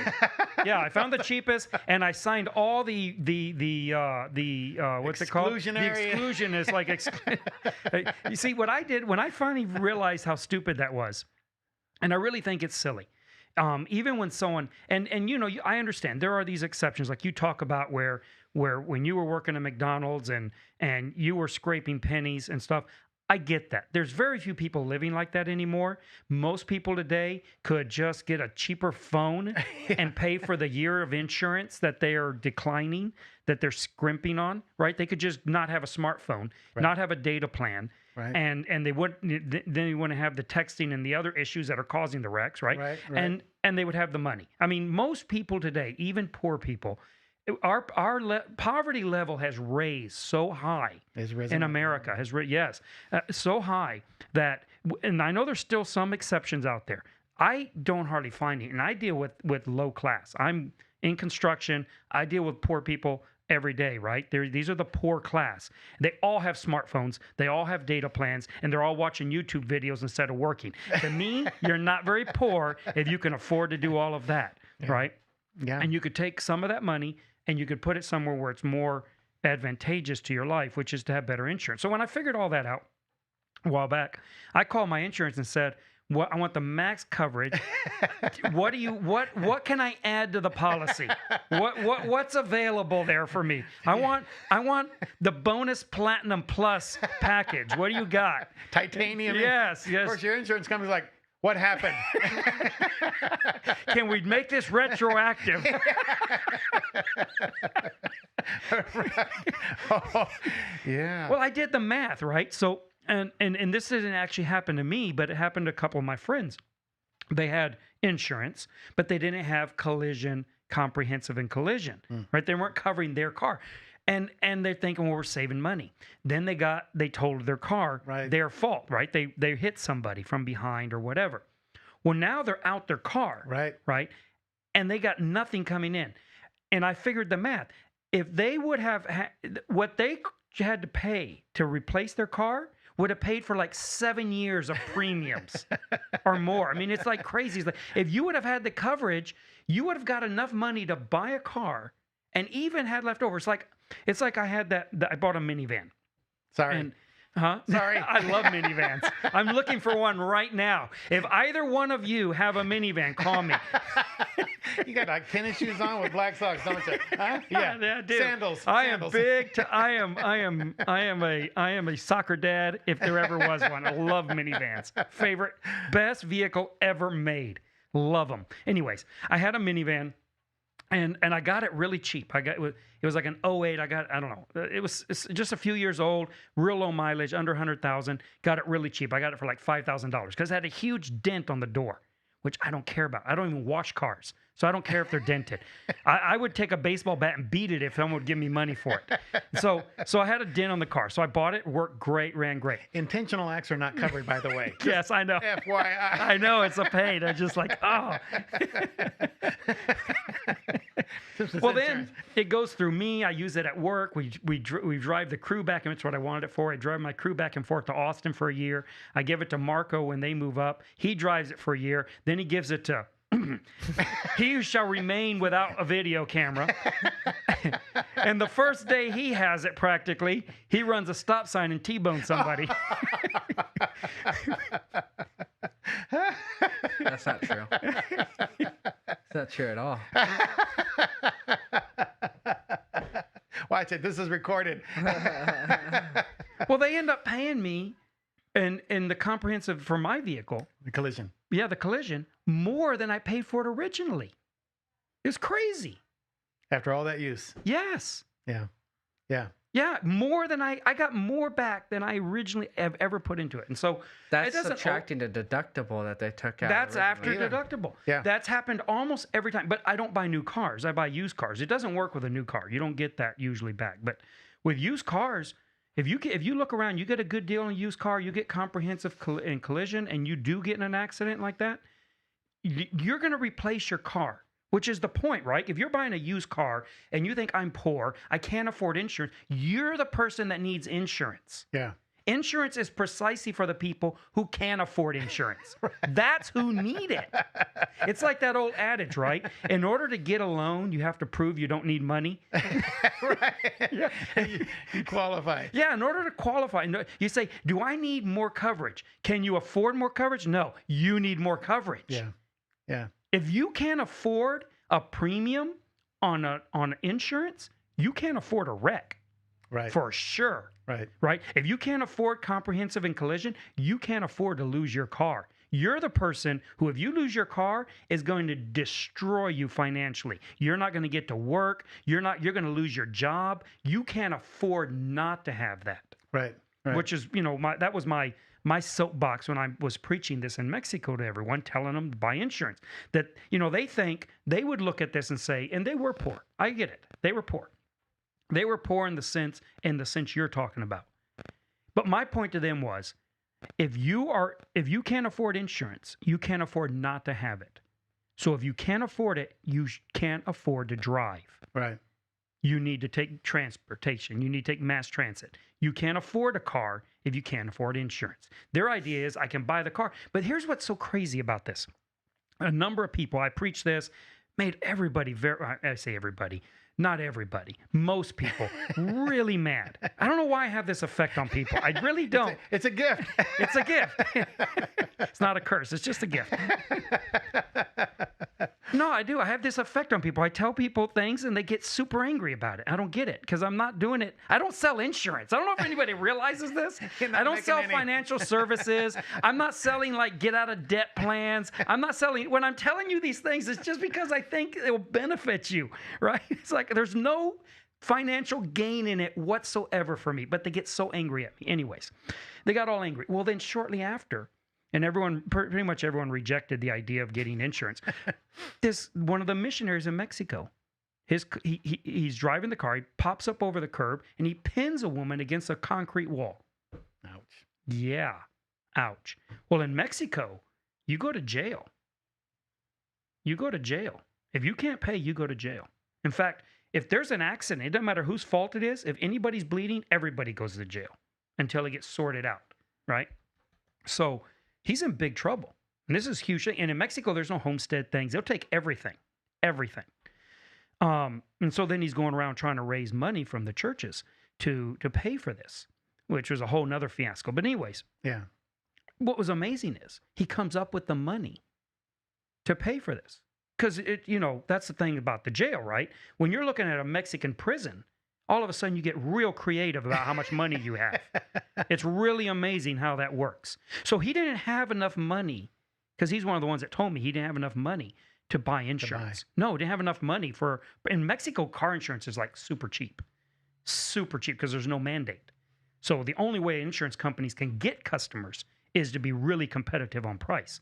So insurance in Mexico is super cheap. And if you have insurance and somebody gets hurt, you don't go to jail. You show your insurance, you don't go to jail. Well, he didn't have money for the premium. As soon as he got in a wreck, he had money to buy a new car, to pay for the woman's medical bills. He came up with all this money to do that. And that's what people don't realize. You say, I don't have money for it. The moment you have a wreck, you'll have all kinds of money to pay it. You'll find it. You'll find it. So find it now. Yeah. Something else will suffer, but It will, but that's my point. And it'll be a lot more. And when you do the math, you realize I could have paid premiums, right, at a small amount per month for 20 years for the money I just conjured. Right. You know what because they say? They go, well, see, I didn't need insurance. I got it all handled without it. I would say severity is always a function of chance. The fact that he was able to come up with enough money, pure luck. Now, maybe you could say, well, it's the Lord. Okay. Whatever. But you don't know. Here's my own personal example. Here I am. I am a junior in high school, like from 18 centuries ago, right? And I'm driving a 67 Volkswagen Bug. And I'm sorry. Now that's something to be sorry about right there. Hey, it was almost the 60s. I got 10 and 2, and I'm going literally 5 miles an hour down Pearsall Road. And I make a left. I got my blinker on. I check my mirror. I saw a car, but it was way back. And so, of course, I didn't judge things correctly, but I did everything from a by the book. Yeah, follow the laws, the highway rules and regulations. So I turn. Well, that guy thought I'm just driving 5 miles down an old country road. He had pulled out to pass me. When I turned, he broadsided me. His engine ends up in the front seat of my car. One of the rare times where it was fortunate not to be seatbelted. Had I been seatbelted, he'd have crushed me. His engine would have crushed me. So I get ejected from the car, blah, blah, in Wilford Hall Hospital. They take 1 million x-rays and they say, this kid's got kidney stones. I had just received a congressional appointment to the United States Air Force Academy. Well, you can't be flying a $50 million jet and have a kidney stone attack. Lost the appointment. Oh. What would that be worth nowadays? What type of, not just pay, but career? And a lot of those military guys, I think the coach of the Spurs is an Air Force grad. So even beyond the platform that the Academy provided, what's that worth? So the fact that he had the money is function of chance. It could be very minimal. It might be just, you'll never recover. You know what was really annoying about that? Because again, this happened right after I made a tour through churches in Mexico preaching, telling them they needed to get insurance. Everyone, or quit driving, one or the other. Don't drive, don't have a car. And it's perfectly possible in Mexico, especially. Everything is covered with, you can get anywhere you want to go without having a car. Many, many, many people do it. Most of them have done it for their whole life. Now they've gotten together some money, they got a car, but they don't want to have insurance. Anyway, it happened right after I did that. He was one of the main ones opposing the idea that Mike was a rich American and trying to, all this nonsense. White privilege and, all of that, all a bunch of nonsense. And then he goes and does it. Well, come to find out, he didn't actually have the wreck. It was his son that was driving. But in order for him to get the money, because his plan was to pressure the churches to raise offerings to help pay him. That's how he gathered a lot of the money. Well, he went around saying that he had been driving. So my point is the position it puts you in, right? When you do these things like this and you get yourself in that kind of a scenario, especially somewhere like in Mexico where it could be terrible for you. You go to Mexican jail, that's not nice. I've been in a Mexican jail. Not nice. Well, you get yourself in a position where you are going to compromise your integrity, or you're going to be very tempted to compromise your integrity because you have put yourself through my opinion through stupidity, right? Through very bad choices in a very compromised position. Yeah. And you find out, you know what? I could have sacrificed a little bit over here. I could have cut some costs over there. I could have worked a couple more hours a week and come up with enough money to have that premium to cover that liability. And then what about, again, to your point, as a preacher, as a missionary or whatever, what about this woman you've pinned against the wall? You've crushed her legs. Does she ever walk right again? Are you liable for this? Do you have some duty to this? Is there some Christian duty there above and beyond? I think yes. I was thinking earlier when you mentioned the liability of Moses' law. There's some of those times he says, and add the fifth part. Yeah. Why don't I just indemnify? Mm-hmm. You had a cow. Here's a new cow. And I don't have all those laws memorized, contrary to popular opinion. But there are some of them where he says, add a little bit more. That fifth part. Now, from a personal perspective, we realize that when you get saved, wow, tremendous blessing. Hasn't the Lord added the fifth part to your life? Well, of course he has. I'm shocked at where I am in my life, and I certainly didn't deserve it, and certainly didn't earn it, and so you can make application, but there are sacrifices, not sacrifices, but there are times when you're talking about the principle of indemnification that they were required to give more than what they got, more than what they took, absolutely, more than what they were responsible for, and it's called the fifth part. Very interesting. You know what? There's a group of Christians who think that insurance is sin. In fact, there is a New York Times article. It's on there. Go up on that. Get up on the other desktop. Go hit F3. I got it here. Hit F3. Then go up to desktop. That over there, desktop 4. Oh, That right there. Scroll up. I found this because I've dealt with these people, but this actually is a New York Times article from 1973. You can put it on so people can see it. Oh, there they go.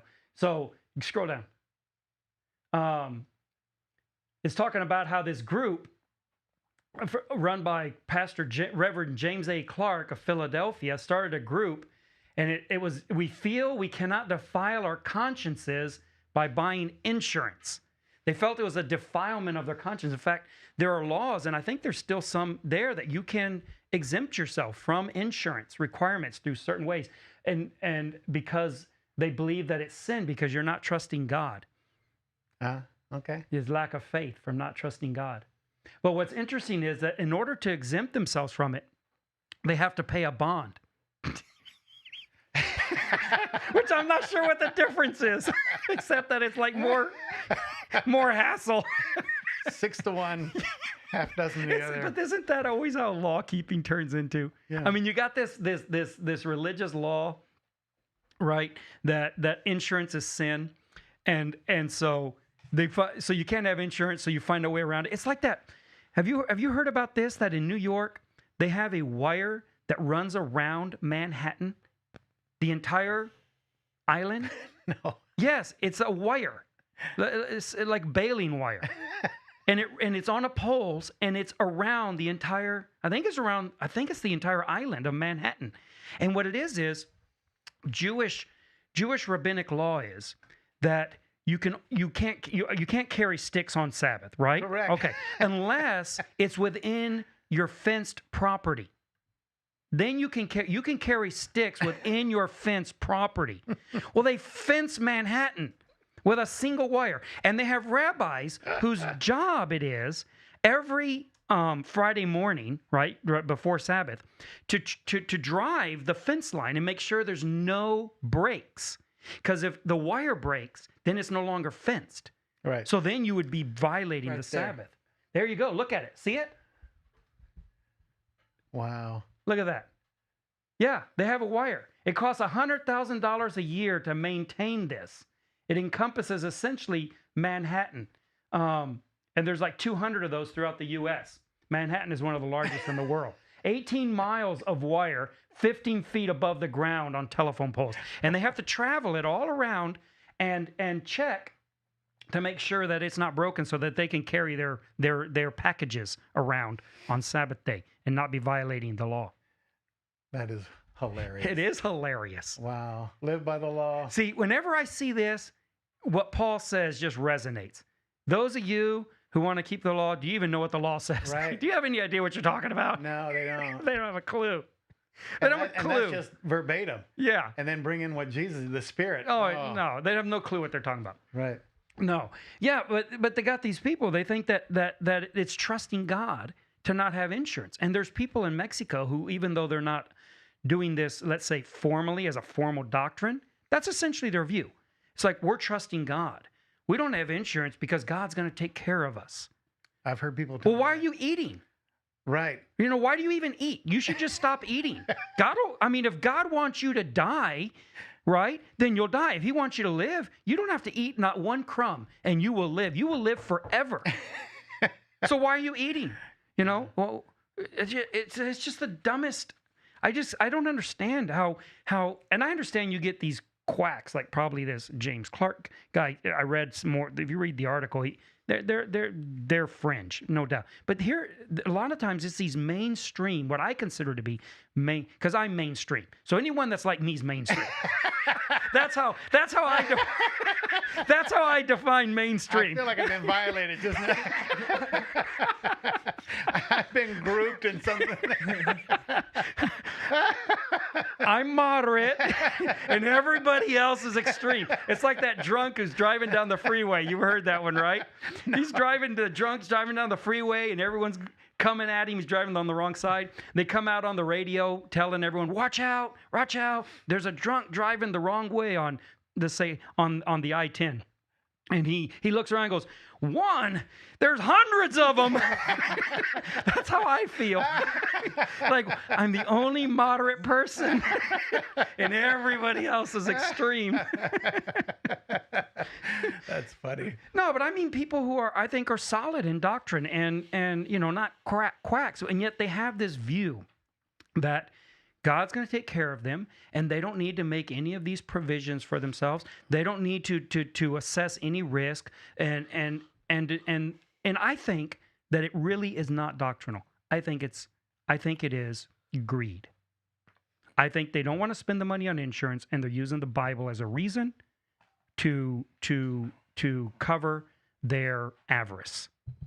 That's what it was with me. Now, each person can judge for themselves, right? I'm not asserting on anyone else, but I do know that it was with me. With me, it was, I want to go to Fred Loya and spend $62 a month, and I don't want to pay a penny more. And it's because I want to spend the money on things that I like. And insurance is not something I like to buy. So I want to buy computers, and I want to buy telephones, and I want to buy technology, and I want to go out to eat. And I don't want to cover for insurance. And what I'm doing then is I'm saying, if I ruin somebody's life, I don't care. Because I could have, especially once I knew, right? Once I knew that my coverage was not going to be enough to cover that type of a thing, then that's what I'm saying. I'm saying I'm driving a 6,000-pound weapon, right? Not well, because I'm not a very good driver, and I am putting everybody around me at risk. They don't choose to be there. They're just forced to be there. They have to go to work. It's not like we're all playing football together voluntarily. You are basically being, by social compunction, you are forced to be around people like this. You have no choice about it, really. And there's so many people that are not taking that responsibility seriously enough. And I think you all need to go out and look at your insurance policies and get especially more liability insurance if you haven't done it. You need to increase your limits as high as you can, really, within reason. And that'll depend on, different aspects, different factors, correct? Correct. But state limits, I don't think, are sufficient at all. I think that's just silliness. Yeah. That reminds me, I have this book about marriage. Oh! You heard what I said last week. Somebody's listening. That's I've been waiting classic. for an hour. Oh, you were waiting for an hour and 40 minutes to bring that in. That's beautiful. It's a lot like I Ephesus. love it. Oh, that's so good. That reminds me of Smyrna. Smyrna fits right in there, right? A high five. Good one. That was classic. Oh, that super was classic. beautiful. I wondered when she put that there. I'm like, what's he got there? Oh my! Awesome. Laura's gonna enjoy that moment. Oh, That that's was her, by funny. the way. Her and Josh. Because they heard what I said last they podcast. I said, I don't think I can pull it off, man. It's hard. And then you went out to get some water. I'm like, there it is. That's the window. Well, I saw her put it there. Oh, did you? Oh yeah, I did. I'm like, what's going on? Got to get up pretty early in the I didn't even morning. think though that it would be that. That was good. That was really good. Yeah. So normally I would in our classes we taught this because the classic question is, well, because you said you used the word reasonable. Well, what's reasonable? How much is enough? Right? It's like because it's going to be different for every single person who has insurance. If you're going to make the decision to buy it, how do you? And if you call your insurance company, they're going to be like, no, you got to decide that. Yeah, of course. Now, there are 3 or 4 things that you can look at. Some of them are pretty, well, maybe one of the 3 is like, that's pretty easy to get your head around. So the first thing is assets. What do you own? If you have a house or a rental house, if you got cars, if you got bank accounts and investments, those are hard numbers you can look at. You can get the value of those things. At the very, very least, you want to protect those assets. Super easy to get that one down. After that, very nebulous. So the second one, and these are not hierarchical, but risk tolerance. Like, what is that? Exactly.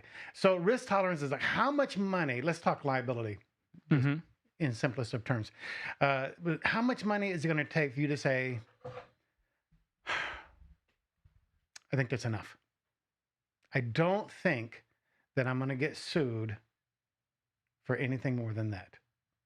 Because even in society, it's not like, the average lawsuit is I mean, we see these TV commercials, $50 million, and that's not the norm, right? That was a commercial truck or company. And so most of the time, you're not going to probably need multiplied millions of dollars worth of coverage. Your assets don't warrant it. Even if you look at future assets, because I can look at what I have now, but what about potential inheritance? So even the assets can be a little bit, I don't know. So you're going to come to a point in time where you're going to say, maybe even experience that breathe easy moment that's going to say, I think it's enough. Now we do that all the time on what you mentioned earlier, the comprehensive and collision deductibles. You're going to set that deductible and you're going to feel comfortable. If I have to pay, I'm okay with that amount. Well, this is on the liability side. So you're going to come up with a number of, $500,000 or $1 million, whatever it is. And you're going to say, I'm comfortable. That's a second thing you can consider. Risk tolerance. There's another one called the potential cost of a loss. Now that is super nebulous. I mean, are you going to hit a kid that was supposed to go to the Air Force Academy? Who knows? Yeah. Right? Yeah. Are you going to cripple somebody for life? I knew of an electrician that was injured, became a quadriplegic on a trampoline loss. And in the lawsuit, the damages were estimated. It was a really wide range, and I don't know why it was so wide, but it was like $12 to $22 million. I'm like, oh, I should have been an electrician. Yeah. Why am I in the position? So now I'm sure he had a couple small kids, and so the spouse was maybe going to have to work, and now you got daycare issues, and so I'm sure there was a million variables that they looked at, but that was the damages that they said the person who owned the trampoline, you're responsible for that. Wow. One of the craziest things as to why that person was found responsible. So there was a party at their house. This person gets on the trampoline. Let me not be misunderstood, right? Sorry. What kind of party are we talking? Hey, this is a family show. Tramps in the back. neighbors are going to use the train. I actually saw some documentation like that. I'm like, don't abbreviate your documentation. They were jumping on the tramps. Subpoenaing, going to court of law. You're going to look like a buffoon, right? So and the jury found that owner responsible or liable. And I'm not saying I agree with it, but I'm just saying this is how it turned out in a court of law. They said that he didn't warn against the dangerous jumping, the owner.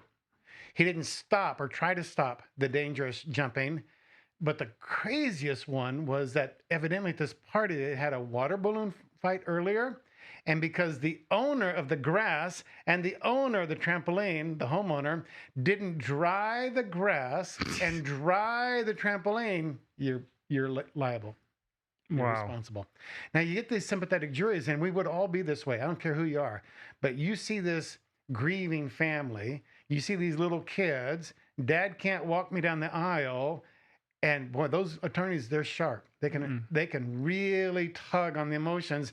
And who's to say that those things really aren't legitimate? Yeah. You may grieve differently, but that doesn't mean everybody grieves the same way you do. So the potential cost of a loss, you never really know how much damage you're going to cause. Are you going to run into? I talked to a guy one time. His motorhome was a $300,000 motorhome. Most people's houses don't even come close to that. Yeah. And so are you going to run into one of those? Okay, that's not the norm. I get that. So let's use a more practical example. What if you're responsible for a multi-car accident? You're flying on the highway and you lose control. You clip somebody changing lanes, and now you cause a 4 or 5 car pileup. That's you. Yeah. Much more practical example. So the potential cost of a loss. And then the fourth one, and I don't think hardly anybody ever talks about this one, is defense. In your contracts, your auto, your homeowner, the insurance company says, we will defend you. That's just part of the deal of being an insurance company. Well, how much defense coverage do you get? That's right. You don't pick a limit for that. In all of the choices you make, coverage limits and deductibles, I want this coverage, I don't need that coverage. Maybe there's a work loss provision I can get. Yeah, but I'm retired. I don't need it. I'm not going to lose any income. Well, maybe you're not. Maybe you're working. Maybe you need it. Yeah. So out of all the decisions that you will see, you don't see defense anywhere, but it's there. It's in the contract. And the insurance company, and I don't know all companies, I just know the one I work for. It's not endless. Now the decision is up to the insurance company, but they have placed a provision, rightfully so, in the insurance contract that says basically, let's say you choose $100,000 worth of coverage. Okay, well then that's the amount of defense coverage you have. It's like 2 separate buckets. You got your liability coverage. If your dog bites somebody and you lose and we pay $100,000, but that whole defense process is a completely separate bucket. The defense does not draw down your protection. Well, there's a clause in the contract that says if we hit $100,000 in our defense, our duty to defend you stops. We don't have to go any further. And so then you're on the hook to hire your own counsel now. If you're going to continue. If it goes beyond, if the claimant says, that's not enough, I'm going to continue to sue, you're responsible for my damages, not your insurance company. And so they could continue to fight. Well, now you're on your own. Now, the insurance company may continue to defend you, but their duty stops when they hit that limit. So that's something else you need to really consider and look into so and you see got what yours is. This state minimum coverage on your automobile policy. Let's say in Texas, I think it's $2,550. How fast are you going to burn through $25,000 in legal expenses? Yeah, one day. It's like an ICU. Yeah. Right? You're going to chew that up in no time. Then what? Yeah. They don't have to defend you anymore. They may, but they're not obligated to. Yeah. And I think it was a very interesting, you'll be familiar with this case. A couple of years ago, remember the girl up northeast, maybe New York City, and she encouraged that guy to commit suicide? Yes, I remember hearing about that. Remember? And she was found responsible. Now, was it civil and criminal? I don't know all the ins and outs. All I know is that with these cell phones and social media, there's a huge, in my opinion, there's a huge area of untested law. It's law it's liability that is evolving. I mean, you got a gun, there's a whole lot of court precedents and case law that we know how this is going to turn out. But for her, when she encouraged that guy through text messages to commit suicide, that had never been tried before. Mm. And so now, what is the insurance company going to do? I don't know, right? That's not my job. I just know that she was found responsible for encouraging him to commit suicide, and now she's going to pay. Whether she's in jail or monetary, I don't know how it's all going to turn out. So the insurance company, because of case law and setting a precedence, they might continue to defend. They may look at your policy, well, let's just pay the $300,000. Yeah, but what about in the future? What are we going to do about the future? I don't know. So they may fight it. Yeah. It's a very fascinating time to be in because of this. I don't know how the laws are going to evolve. You were mentioning, about like the case of the trampoline. I think a lot of people get distracted on that issue. They're like, that's ridiculous. They can't be held liable because they didn't dry the grass. That's ridiculous, right? And fine. Okay, I agree. From my point of view, it's ridiculous. And you can look at juries and say juries are proven to be willing to grant ridiculous settlements because they view from a socialistic mindset, and this comes from the problem of socialism being fed into our society, dripped in through the IV of politics, right? Wow. That was good. Well, thank you. I'll take it. I'm going to write that one down. It's true. Right? So they look at it and they go, this is a if it was instantaneous, right? What's that? Everybody would reject it if it was just like, well, yeah, of course. No, it's a slow drip, right? And so, but because of that, the juries look at the big insurance company. They're the evil person on every movie. Yes. There is not a single time where the small-time red tape bureaucrat is the villain of a movie. Not a single time, even though those people kill more people than Jack the Ripper did in his best day. They got blood all over their hands. Anyways, that's my little political rant for today. But they're the villains in every movie, the terrible insurance company that all they do is they're death merchants and pain merchants, which is absurd. Completely absurd. But they're the villains. So the juries look at this. They got the drip, drip, drip of socialism. They got the drip, drip, drip of Hollywood telling them the insurance companies are horrible, terrible people who are trying to pay as little as possible. Like they're not doing that every day at Amazon. Bunch of hypocrites, right? And so they go, slap them. Slap that insurance company. Yes. Slap them down. Make them pay. Make them pay. Not going to hurt anybody. Not going to hurt anybody. They got lots of money. Yes. Right. Yeah, and as soon as they walk out of that courtroom, and then their premium goes up, and they're like, what's going on? Right. I knew it. They're evil. They're evil. I knew it. See? It's a feedback loop right there. That's a good point. Yeah. That money's got to come from somebody. And so people look at that and they get distracted from insurance on that because they're like, well, insurance is corrupt. It's terrible. It's all corrupt. It's all terrible. It's all a scam. It doesn't matter. It's the reality we live in. And getting distracted and whining and crying that someone is going to take advantage of the system is not the point. Not going to fix anything. No, you're not going to change unless you have some reasonable plan on how you're going to be dictator for a day and going to fix it. Then you need to go get insurance. That's just the game we're playing. Even if it's all corrupt, it's still the game we're playing. And the option is you're going to be on the hook for it personally with no one to help you out with legal fees and to provide a lawyer and to cover the costs and all of that. So, regardless of how you might see insurance personally, you need to be pragmatic enough to go down and get coverage. When I finally realized this, I called them up and said, what's the most I can get? And they're like, well, here's a plans we offer. Give me the top one. And what can I get on there? And they're like, hey, you can get towing. Okay, give me towing. I have made so much money on towing. Yes. That my commercial policy, I have vans. I run my vans. They're all covered. They break down often, right? It just happens. I had them break down in Austin numerous times. They towed it from Austin to my house for free and me in it. Nurse gave me a ride home with the van for free numerous times. Never paid a penny, not a penny to ever. I didn't have to get reimbursement, nothing. Just a free ride with my van up on a tow truck to my house. Yeah. You know how much that would cost? Hundreds. Hundreds. Yes, hundreds. It's crazy.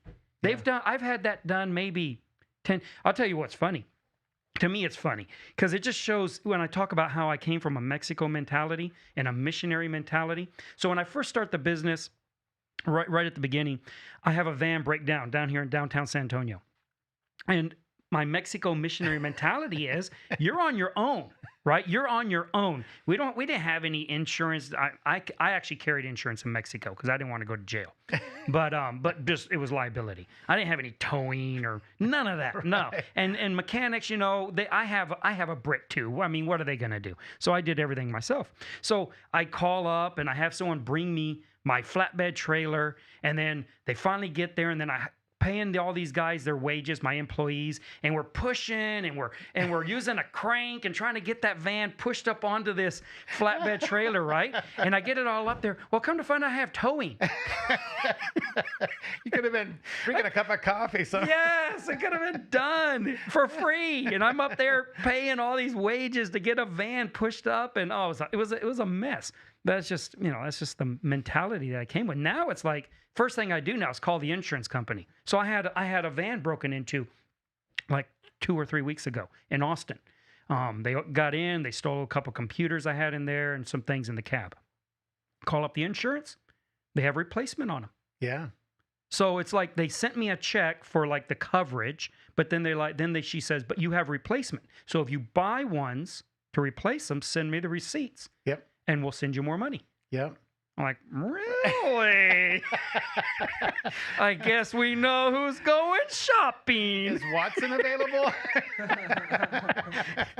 And then I'm like, well, do I have to buy the same things or how does that work out? She goes, no, we'll replace it to the value of the same one, but you can buy anything you want. Yeah. Same like, kind, and quality. Yeah, exactly. Oh, he knows all the lingo.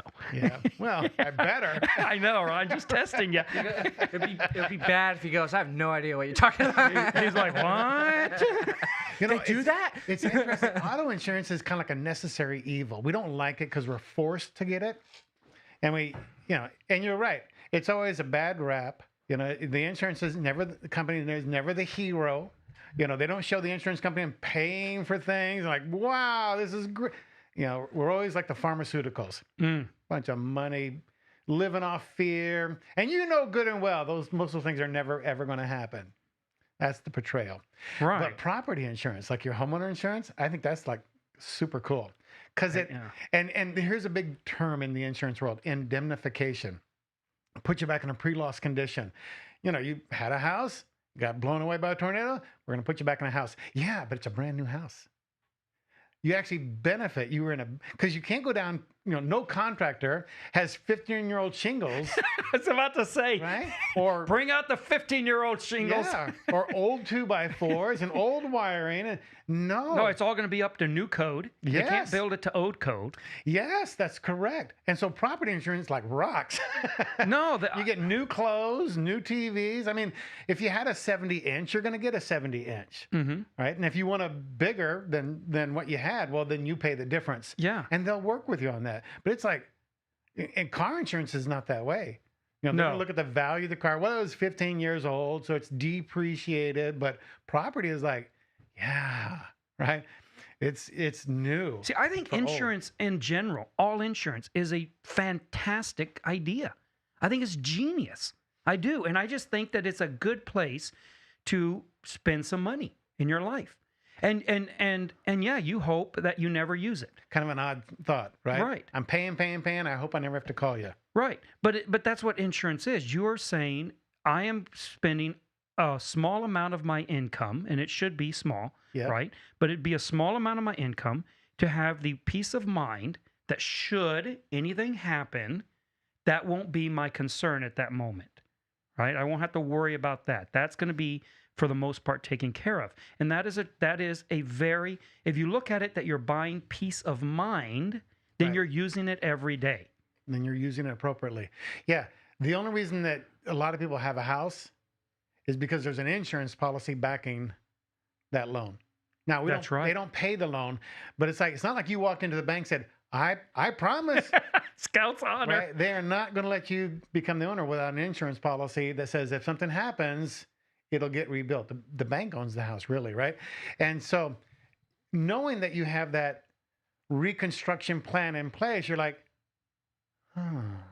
Same is true of a car. If you got a loan on your car, Yeah. right? The only reason you're allowed to drive that thing is because if you wreck it, someone's going to get a check, Yes. right? The bank is not going to get hurt. And so that's that peace of mind Mhm. that you were talking about. It's just like, but it's not tangible most of the time. Yeah. Because we're in this time, especially now, we're in a time where if you can't stick it in your mouth or put it in front of your eyeballs, Yeah. then and touch it with your fingers, then It's it's not not real. then it's not You'll real, be and you don't surprised what spend you can money put on in that. your mouth. Yeah, this is the guy who him and his whole family are like, He literally follows that proverb, put gravel in your mouth. Gravel, it's like stones in your mouth. My favorite kind of insurance is my CCW insurance, yes, he has Concealed carry. insurance for his concealed carry. which I think if you have a gun in your house, you should get insurance no matter what for that. So the insurance I have is like super cheap. I think I pay $27 a month, I think, on that. What are you paying for? So I'm paying for, so basically they will cover legal costs. They'll cover up to What's this? How much legal costs? legal costs Is it an infinite amount until the court date, until it's all over. regardless How of much the cost? it goes. It's Okay. just, because the percentage of people in a shooting is so low that they're able to do that. So basically, they'll cover a complete amount of legal costs. Okay. They'll cover lost wages while I'm in court. So $1,800 a week of lost wages. They'll cover my gun costs. They'll replace it, so they won't let you just not have a gun during the whole court. They'll find out what yours cost. They'll give you another one so that you can have it. Shoot someone else. So just in case you got to shoot somebody else. It's great. It's Remind me. I got a story. And then Florida. Just say Florida story. Okay. they'll also cover in your home if they don't just cover a gun. So if I don't get to my gun and I have to use a knife, a kitchen knife, a bat, they'll cover that as well. And when you say cover that, you're talking about the liability. The liability. They'll cover. So basically, And they'll give you a new bat if you broke that. once they take that one, and which is great. I think anybody who owns a gun in their house should have it, because there are people who sue when they go and they break into somebody's house. Oh, yeah, a lot and happens they get all the time. shot, they end up suing them for Yes, happens all the keeping you out of time. work. Right. What were you going to say about Florida? Yeah. So it's an interesting story. So and it is exactly associated with that point. So your homeowner policy covers personal liability, and we've used the example of a dog and a trampoline and a swimming pool, but guns are just the same. And our laws basically have said if you own a gun, you're going to be strictly or absolutely liable. So if it was an accident, you're going to be found responsible for injuries, whether it be BI, bodily injury, or property damage, like your bullet goes through your front window and shoot your neighbor's car. Well, you're responsible for that. That comes out of your liability. So, so your homeowner policy says this is the confusing part, back to your super early question that had nothing to do with my book. But, But we can make it something to do with it. But what was I going to say? Yes. I shouldn't have said that. Now I lost my- No, you said it was super confusing part because the liability. The structure of a homeowner policy, generally it's divided your homeowner insurance, like 30 some odd pages, and divided into two sections. The first section is all physical damage to your roof, theft, personal property. The second section is all about liability. And it basically says this: we're going to cover you, period, unless, and it lists a bunch of exclusions. Uh-huh. And so it's just the way they manage that liability piece. So some classic examples of exclusions would be intentional acts, business. Your homeowner policy was never rated to cover your business activity. It's personal liability. And so there's a bunch of exclusions like that. Those are the two most common ones that people are like, okay, I get it. So under the verbiage, and this is my personal experience with actually my homeowner insurance policy, it says we're going to cover liability. Intentional acts are excluded. You mean to hit somebody and break their nose? It's not a blank check. You can it's not, I can do whatever, say whatever. No, there's exclusions in there. Now it gets cloudy, nebulous, very, very well. I meant to hit him in the nose, but I didn't mean to break it. Let the lawyers, the legal people, figure all that stuff out. Okay. I just know that if it's deemed an intentional act, it's not covered. And then the homeowner contract, some homeowner contracts have some interesting verbiage in them. The Texas homeowner contract for the company that I'm insured with does. It says, well, hang on a second. Now, this is my language, right? Mm-hmm. It says, it might be that this exclusion does not apply. So if you are, what's the legal language in the contract? I'm trying to remember. It says if you are using lawful, reasonable, and I don't know what is lawful in Texas or any other states. That's why we have a court system. Mm-hmm. What does reasonable mean? I don't know. That's the nebulous piece of. So these words are super important because if it falls outside of those words, the exclusion applies. Oh, okay. So if it's lawful, if it's reasonable, and you're trying to protect your person or your family members and your property, even though it was an intentional act, you meant to shoot them, it's not excluded. But it must fall into every one of those terms. So years ago, go back 7, 8 years, there was a huge story coming out of Florida. And if I said the guy's name, you would know, you would be familiar. No, I think I know who you're talking about. Who is it? Zimmerman. That was the defendant. Yes, and Martin. That was the plaintiff, right? Yes. So Zimmerman shoots and kills Trayvon Martin. And there was a big, huge story, and I think rightfully so. Now, we know, my opinion is, I know exactly what the media wanted me to know. Mm-hmm. And so I don't surely have all of the details or data. And so it goes to court, and they're trying to figure out, now he's claiming it was all self-defense. Okay. So people are hearing this, and they were calling the company that I worked for. And one guy in particular was not insured with us. And he says, I don't know if I'm supposed to say the old company's name or not. I don't know. It's okay. It don't matter.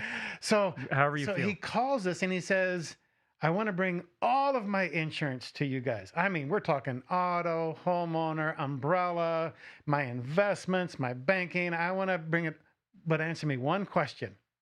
And the person, I didn't take this phone call. Through a series of connections, they called me and asked me. He says, I got one question for you. And the representative says, okay, shoot. Which is unfortunate. This is a real story. I'm not making this stuff up. And so the guy says, if I shoot somebody, am I covered? Well, the representative is like, well, it's a little bit more complicated than that. So they called a Florida trainer. The Florida trainer called me and said, what do you think? And I'm like, look, the only thing I can go by is what the contract says. And we pulled up that Florida homeowner policy and read that exact verbiage. If it's this, same type of language, right? Mm-hmm. Legal, reasonable, and just tell the guys that if it falls within these parameters, it's not excluded. But if it falls outside of these, and or maybe even others, what if it fell within those parameters? Yes, it was legal. Yes, it was reasonable. Oh, but it was connected with your business. Not covered. So there are other exclusions that could come into play. And that's what makes that homeowner contract confusing because you're like, oh, here's my answer. No, you got to know the other 18 pages as well. Yeah. Because it may be okay here, but we got to, map it out. Mm-hmm. It's like, it's no different than Google Maps. Like, well, how do I get there?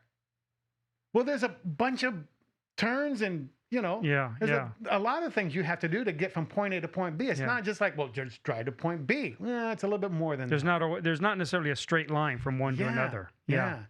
So I told him, like, this is the language. And then I told this person, I said, if it was me, cut him loose. There's some business you don't want. And if that's the very first interaction that this person is going to present to me as a business owner, I'm thinking, like, what's going to happen in the event you get into a claim? I don't think this is the type of initial, correct. What's the word I'm looking for? Interaction, that I'm looking for. Inquiry, yeah. Yeah. It's like, of course, that was easy for me to say because there are some people in insurance companies whose livelihood depends upon the business that they write. Yeah.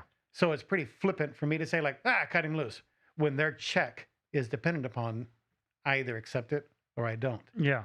I don't know how They're incentivized in a way to accept these things. Yeah, sure. And that's balanced by the company's then liability then to back up what's been accepted. So that's kind of the push and pull of that economic situation. Right. Yeah. And also part of the company is the underwriting piece of it. But their underwriting tools only go so far. I mean, I can pull a motor vehicle report on somebody, or what's called a CLUE report, which is a property claims but the report. Underwriters don't actually speak to those people. Generally not. Yeah.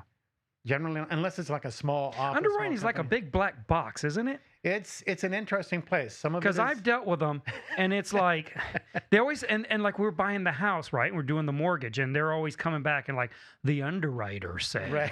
like who's the underwriter? It's like they're always like, shh, the underwriter. It's like what? Yeah, yeah. And they'll come up with crazy things like, well, the underwriter says that you need to go out at noon and hold your hand up. It's like, what are these things coming from?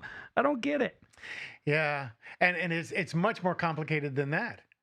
I know that there are companies who have like in-house underwriters, and then they also have other underwriters that are not employees of the company, and they do general underwriting for that company, even though they're not employees. And so they're like layers. Some of it is automated. You're not having dealing with a person, you're dealing with like an algorithm. And then if it falls out those parameters, then it may go to, this offshore, I'll call it, underwriter. Or if it's not within their jurisdiction, it may go to an in-house, onshore underwriter. So there's a lot of layers. And for the norm, most exposures are acceptable. The automated underwriting engine can look at driving record and claims history and your insurance credit score, and it'll be like, okay, this is an average risk.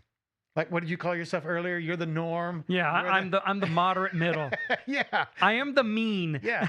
I'm not mean. I am the mean. Those articles, they can be important. Yeah.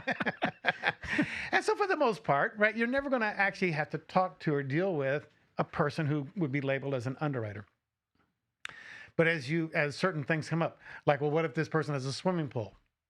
Or a certain, like some companies will underwrite the dog breeds. You got a Chihuahua? No, we don't care. You got a pit bull? Some companies may say, that's a problem. Not that pit bulls are more aggressive, but because of bad publicity.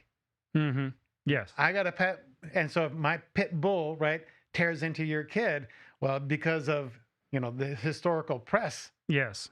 That's what the companies could be concerned about. Well, we just lost our viewer.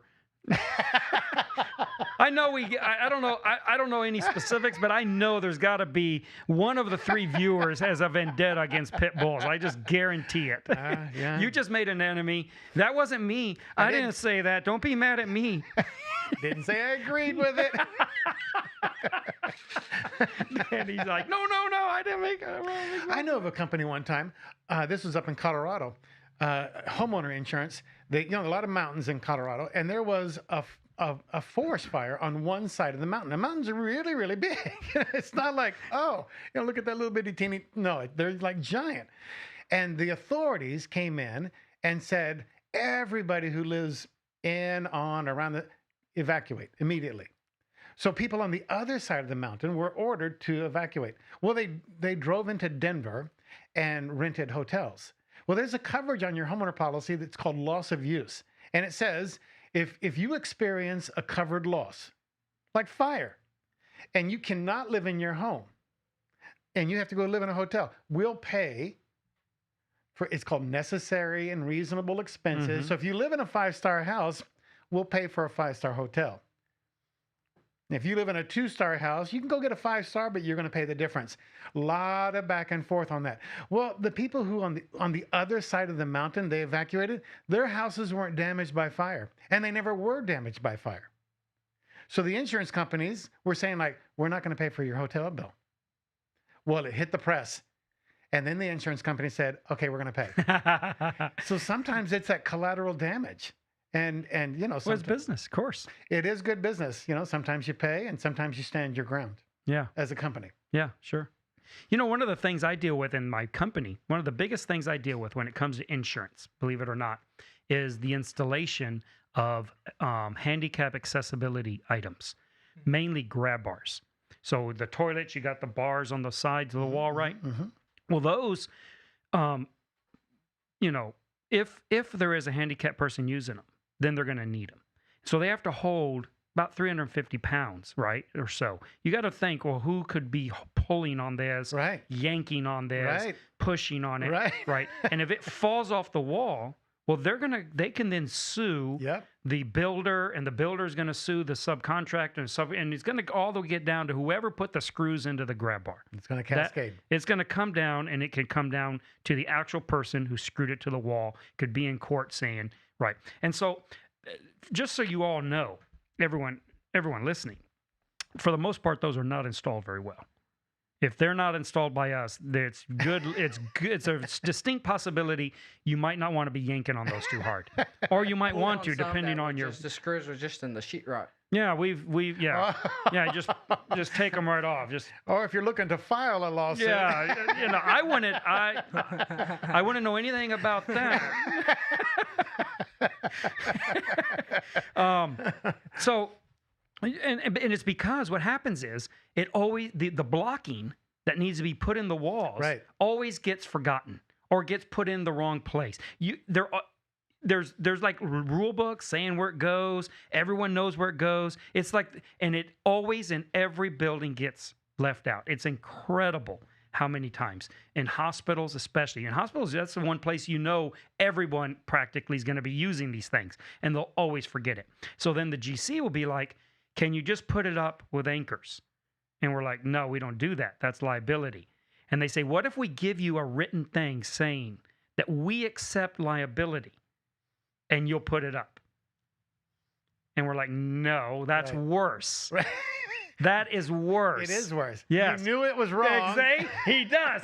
He does. He knows his stuff. Exactly right. Because then what they say in court, oh, so you knew that someone could get hurt, and all you worried about was covering your butt. Yeah. Now you're really in trouble. Yeah, those waivers, I don't think waive anything. Nothing. They are worse than not having it. You're better off to say, there was no blocking? What? What? I thought for sure it did. Yeah. I'm flabbergasted. Yeah. No, people think they hold up in a court of law. And it's a roll of the dice. Maybe not, but it's so iffy. It's not worth the risk. Yeah, see, we say no, especially if the general contractor's a pain in the butt. Then we're like, it gives us great glee because they have to rip all the tile off the wall, rip the sheetrock off, put on the blocking, and they'll generally get it wrong again. It'll be surprising how many times they'll have to go through and do this. Yeah, that's like those beware of dog signs. Or if you have a swimming pool and you have a pool at your house and people come over, I'm going to have the parents sign a waiver. Good luck with that. Yeah. You get that to a court of law, the jury's going to look at that and they're going to see it's some crippled kid or comatose kid or grieving parents, that piece of paper.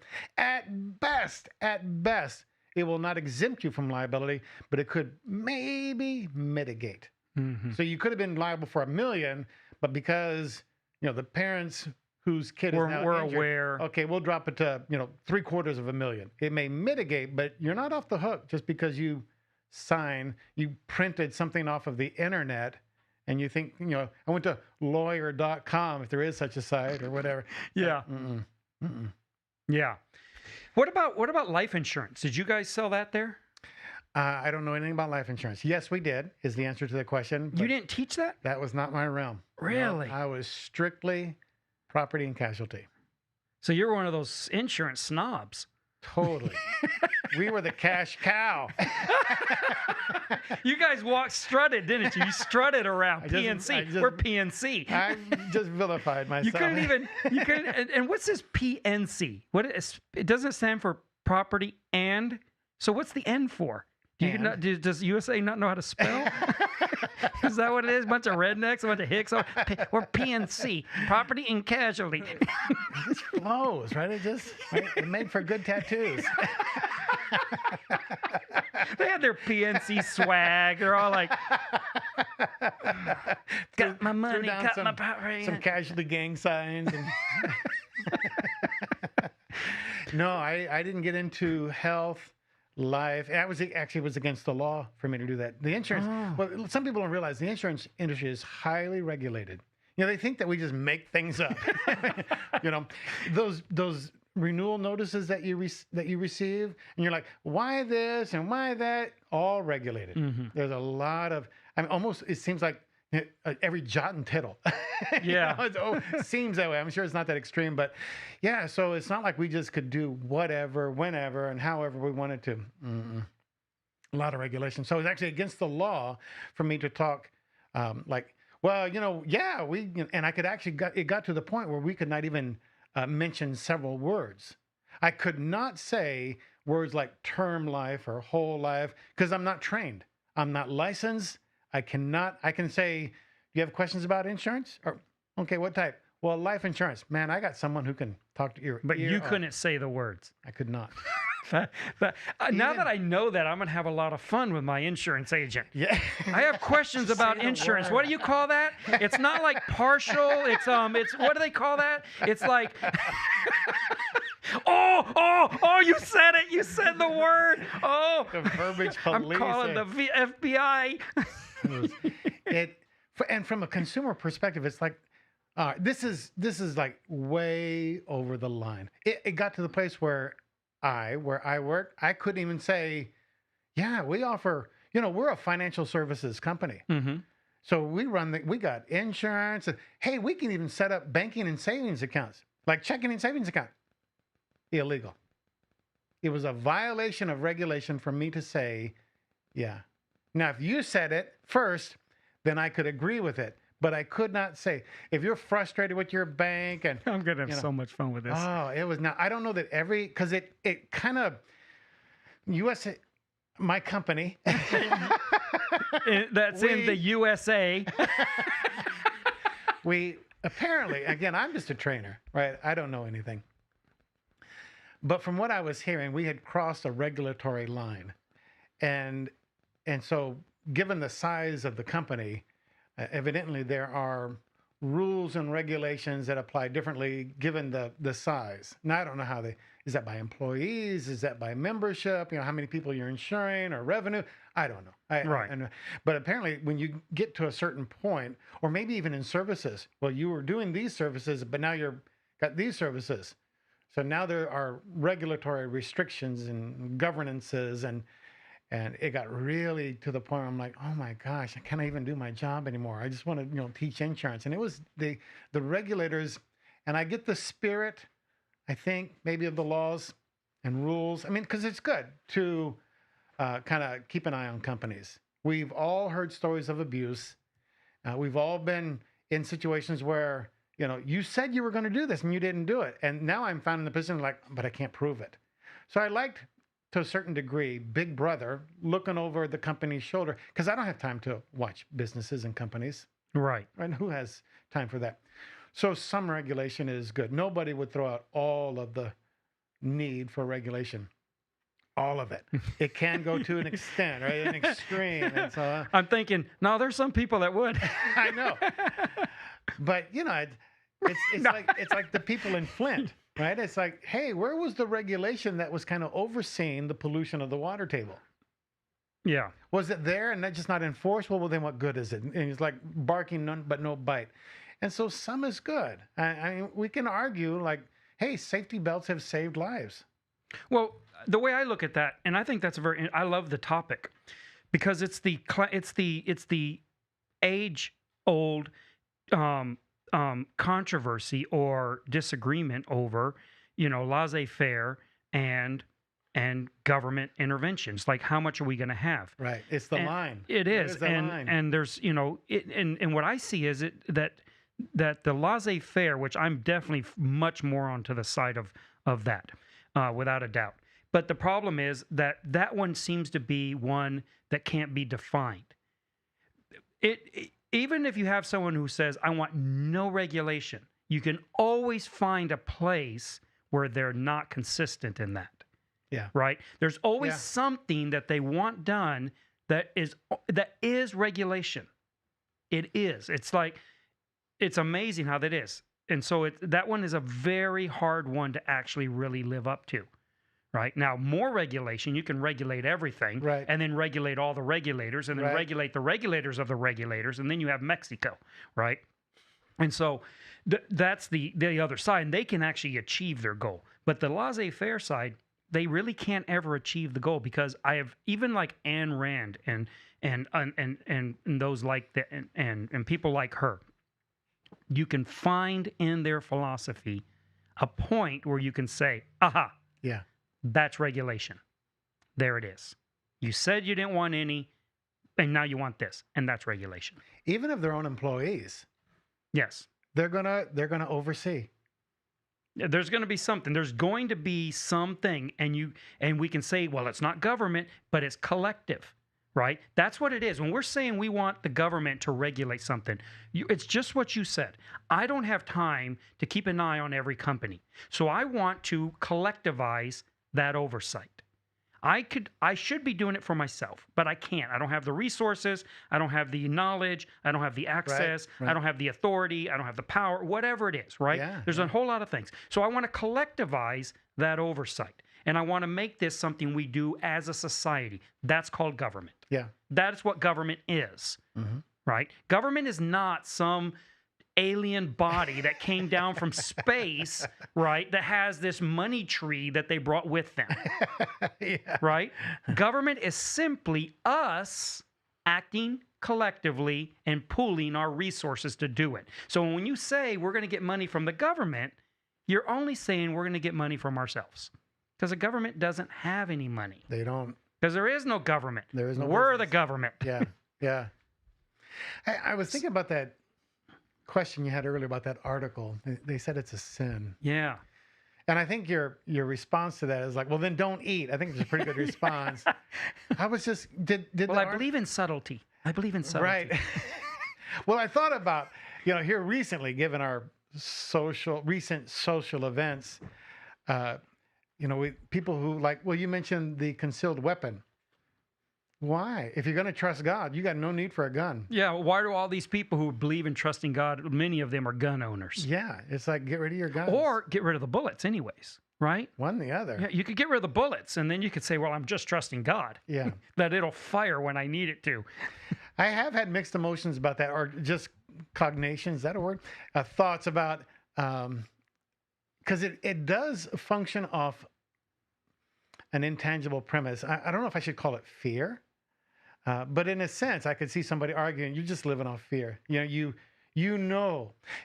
of the reasons why that $1 million in liability costs $6 more a year, because I'm not going to need it. The average homeowner files one claim about every 12 to 15 years. And that's just a claim, not even necessarily a liability claim. Yeah. So I could go a decade without having any problems. Yeah. And yet I pay my premium yearly. Yeah. So that it's probably not going to happen. That you're probably not going to pay out my policy limits. And yet my rates are connected to that. Yeah. Why is that? And I would struggle sometimes like, and it's not good enough to say, well, that's just the way it is. It's just the way it is. I'm making a living. It's me. Yeah. Now, it's always a function of chance. You don't know when, that claim will come or if it will ever come. It's kind of like back to what you said earlier. It's like we hope we never have to use it. But if we do, it's nice to have that peace of mind. So the way I look at it and the way I try to explain it to people, and I'm not even mildly knowledgeable about insurance. You would all be surprised at the depth of my ignorance when it comes to this issue, which is why I had you on, because I wanted someone that could actually speak knowledgeably about this. But I believe in insurance. Yeah. So I'm like, I'm like a what would you call it? I'm a insurance religious person, right? I have faith in it, but don't know anything about it. That's how I would explain it. I have a religion. Steal that right along with the IV dripping of the socialism dripping through the IV of politics. Yeah.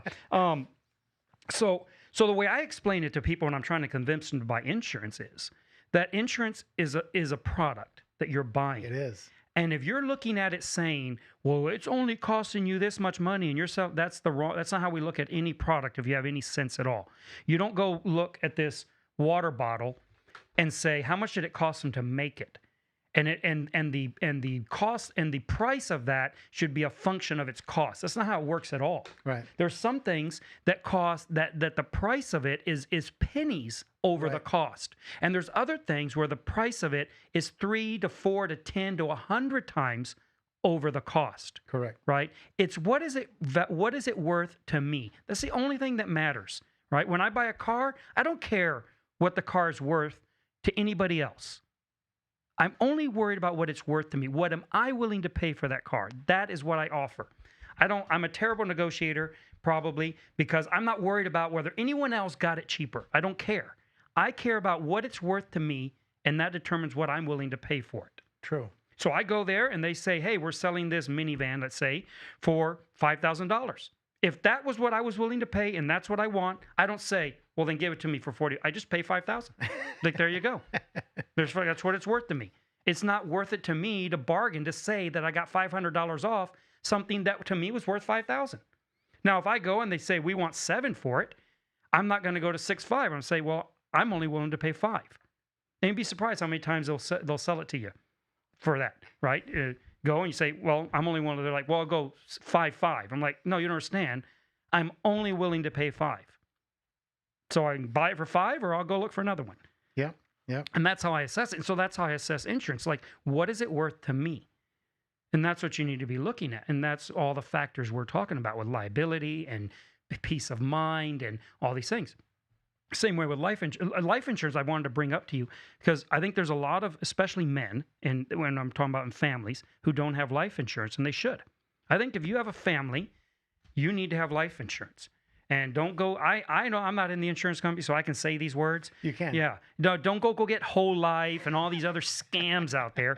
Get just a cheap life insurance policy. I pay like $400 a year for $750,000. Don't tell my wife. It's a good thing she never listens to my podcast because I would not be able to eat anymore if she knew that. I'm definitely worth more dead than I was ever worth alive. I'll guarantee that. No, $750,000 for $400 a year. That is incredibly cheap. For me to be able to say that if I die, my family, my loved ones, my friends do not have to go take care and pick my family up out of the dirt of poverty. Yeah. That's just an incredibly cheap thing to do. That's just a product I'm buying. And people sell the whole life because it's like, well, you're going to get something back at the end. It's an investment. I just think it's all nonsense. I think life insurance, term life is so cheap and you can get it so reasonably. You're just buying a product. You're saying, I am buying responsibility. I'm responsible. I'm being a responsible father and husband that they are not going to have to borrow money to put me in the ground. They're not going to have to borrow money to pay off the house. They're not going to get evicted. They are going to be well taken care of in the event of my death. That's a responsibility. And it costs me $400 a year to be a responsible adult. Yeah. That's cheap. I would agree. Yeah. I've transitioned now to the point, I always, when I was working, had life insurance for that same reason. Because I was the breadwinner. Correct. Not much bread. Yeah. I was the crumb winner. I was going to say, it was kind of like a snack winner. Yeah. Snack winner. So, but I had a lot of crust coverage. Winner. Yeah. Yeah. The crust. The crust winner. But now, given our financial situation, I'm like, there are other resources available now. Laura could tap into my social. The debts are paid. And so now I'm like, I don't really see a need for life insurance anymore. I had it up until the point where, I thought I needed it. And then after that, I'm like, okay. Yeah. Yeah. There are other tools, financial tools now in play. Yeah. That you've put into place. Yeah, exactly. So it's not like you have to have it forever. No, exactly. It's a management technique, a financial management. That's exactly right. If you got the money in the bank that will provide what is needed, well, then you can not do it. what I found is that there are some people, and there's nothing wrong with what you're saying. I'm not contradicting. I'm just saying that I've heard of others who are like multimillionaires. And for instance, Dave Ramsey talks about this particularly. And he's like, I still carry life insurance. He says, I want it, but my wife wants it.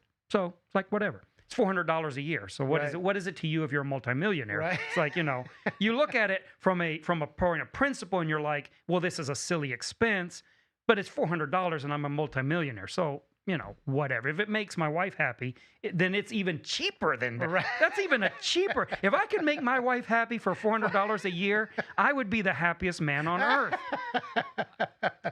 We knew a hockey coach, a very successful hockey coach, who was recruited from a very, very small college, had a student body of 2,000 kids, recruited by one of the nation's top hockey programs. I mean, their student body is probably 50, 60, 70,000. And he switched, went up there, and he was going through some medical exam, and they found a spot on his lungs. As hugely successful as he was, he had no life insurance. Oh, no. Now, it turned out to be nothing. Fortunate for them. Did he go get life insurance? Yes, he did. But I'm like, because to your point is like, we have our areas of expertise. Yeah. I mean, the guy was a phenomenal hockey coach. You guys know what hockey is? Stick? Anyways, South Texas. But yeah, I mean, baseball, but they play in the dirt. On the ice. But it's frozen dirt. Imagine baseball all on the dirt. That's hockey. With a little bit of fighting. Yeah, a little bit of fighting. A little more fighting. Yeah, but I mean, he was just like a genius, but where's your financial resources?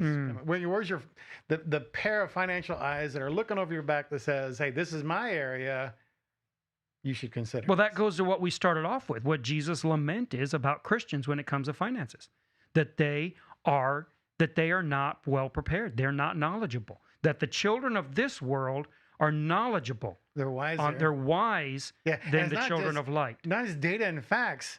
I mean, you could be knowledgeable, but he said actually they're wise. Yeah, you're right. Yeah, so they're wiser than the children of light, and that's a lament. Christians should not be that way, and for a long time, Christians weren't. There's a reason why Christians were historically wealthy. There's a reason why Jews continue to be historically wealthy, right? And it's not because of some cabal. It's not because of advantage. That's one of the amazing things about this whole thing. People think that you get wealthy because you belong nowadays in this dumbed down society we live in. They think you get wealthy because you belong to a privileged class. And historically, that is that's not just not true. That's completely untrue. It's completely against the facts. Anti-true. Unprivileged classes, historically and universally, are become more wealthy than privileged classes. Happens everywhere. And the reason is because they're more trusted by more people. It's an amazing phenomena of humanity, right? So Jews, hated by everybody, which means everyone could trust them, right? With their finances. Because they knew that they were not friends of anybody.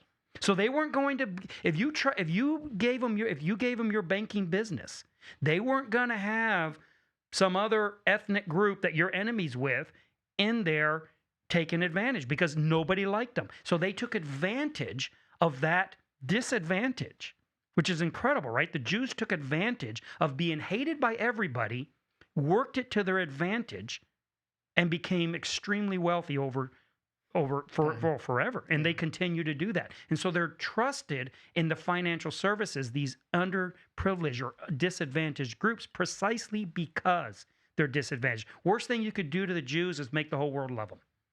Worst thing you could do. They'd be poor again. I'm thinking that's one of those radical statements. This is why people hate you.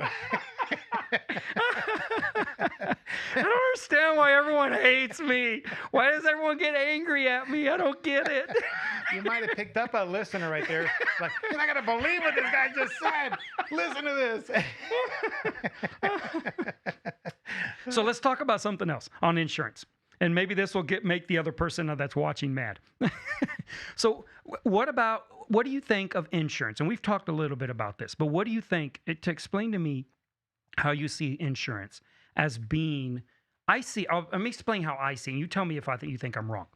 I see insurance as being, in many ways, a how would I put it? A social construct meant to put into place the Christian doctrine of not suing your brother. I don't know if that made any sense. That was real complex. So we have a biblical Christian commandment teaching in Corinthians that we're not to go to court, go to the court of law against our brothers, against Christian brothers and sisters, right? Against the family of God.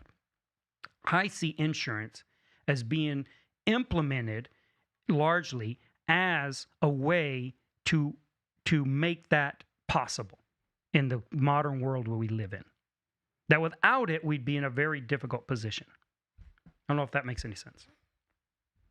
It's still a complicated question. It is a complicated question.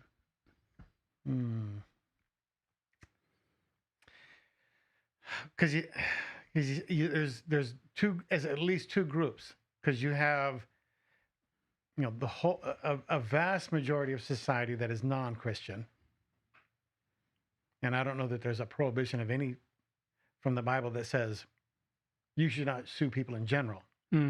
But for the 1 Corinthians passage, it's specifically tailored for the Christian group.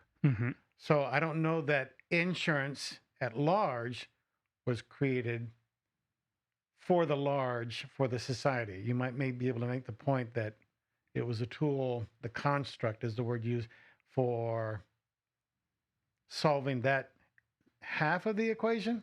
I would say, so I didn't explain exactly the way I probably should or the way I'm thinking, but it's not that I think that they sat down and said, okay, what's this doctrine and how can we get around this already? But it's like, because, or, get over it, around it, under it. It's like, I want to sue. I got to sue the pastor. We do. Especially nowadays. Yes. But what I'm saying is that because of the mindset of this idea, insurance is largely, it seems to me that insurance fills a void, or not a void, but solves a problem that this puts into place. Because you have the idea is you're at somebody's house in their swimming pool and your child drowns in their swimming pool. You're both Christians. Well, then what happens there? I mean, what happens in there? Well, according to 1 Corinthians, you go to the church, right? Yeah. You go to the church, you find somebody, best case scenario, someone who knows what they're talking about. Might be someone like you who's knowledgeable about these issues, or like Paul says, even if it's the dumbest person you can find, right? The least is okay. Got a Jew in here? No, Previous. that was horrible. You said everybody hates him. I didn't say that. Nobody loves him. Well, I might have said that. I don't approve of that. I'm just pointing it out. Sorry.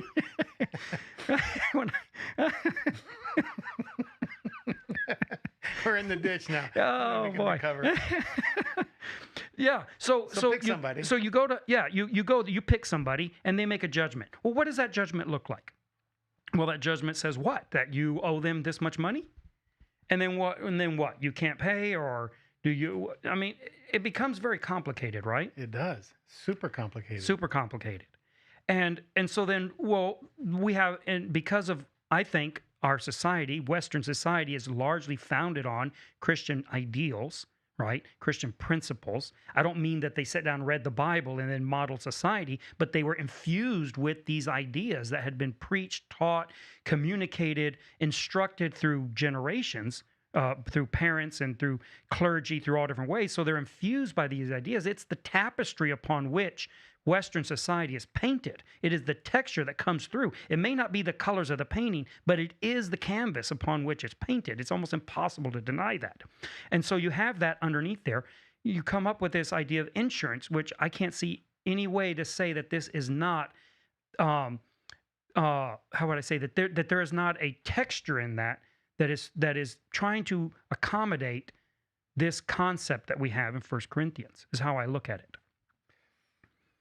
Well, if not, it certainly is coincidental. I used to, this is a roundabout, back when I was like in high school, there was Monday Night Football. And Howard, you probably don't know these people, but Howard Cosell. Of course I do. Howard Cosell, and he was the orator. He would go on and, oh, did you see the physics and the mechanics and just the talent, and then Dandy Don Meredith would say something like, yeah, that's just luck. Dumb luck. They were a great pair. So that would be like, wow, it certainly is coincidental. We're lucky to have this means,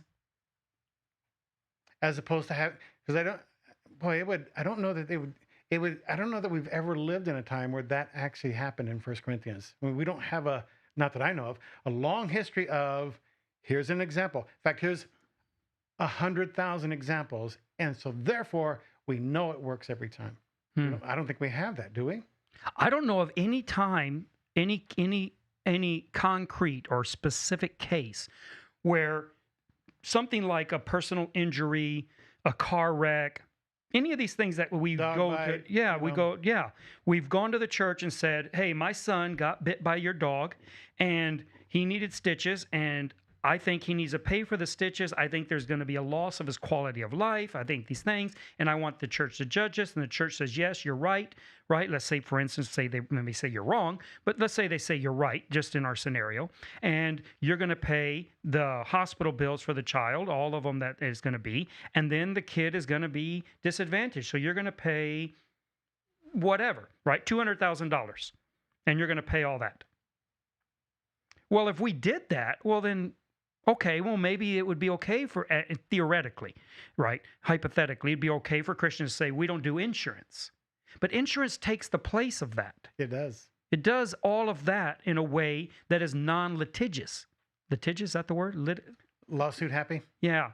Right. It's not about litigation. It's about you have companies who have agreed upon, you've pooled resources, you've put money aside in a pooled resource in the event of such a thing.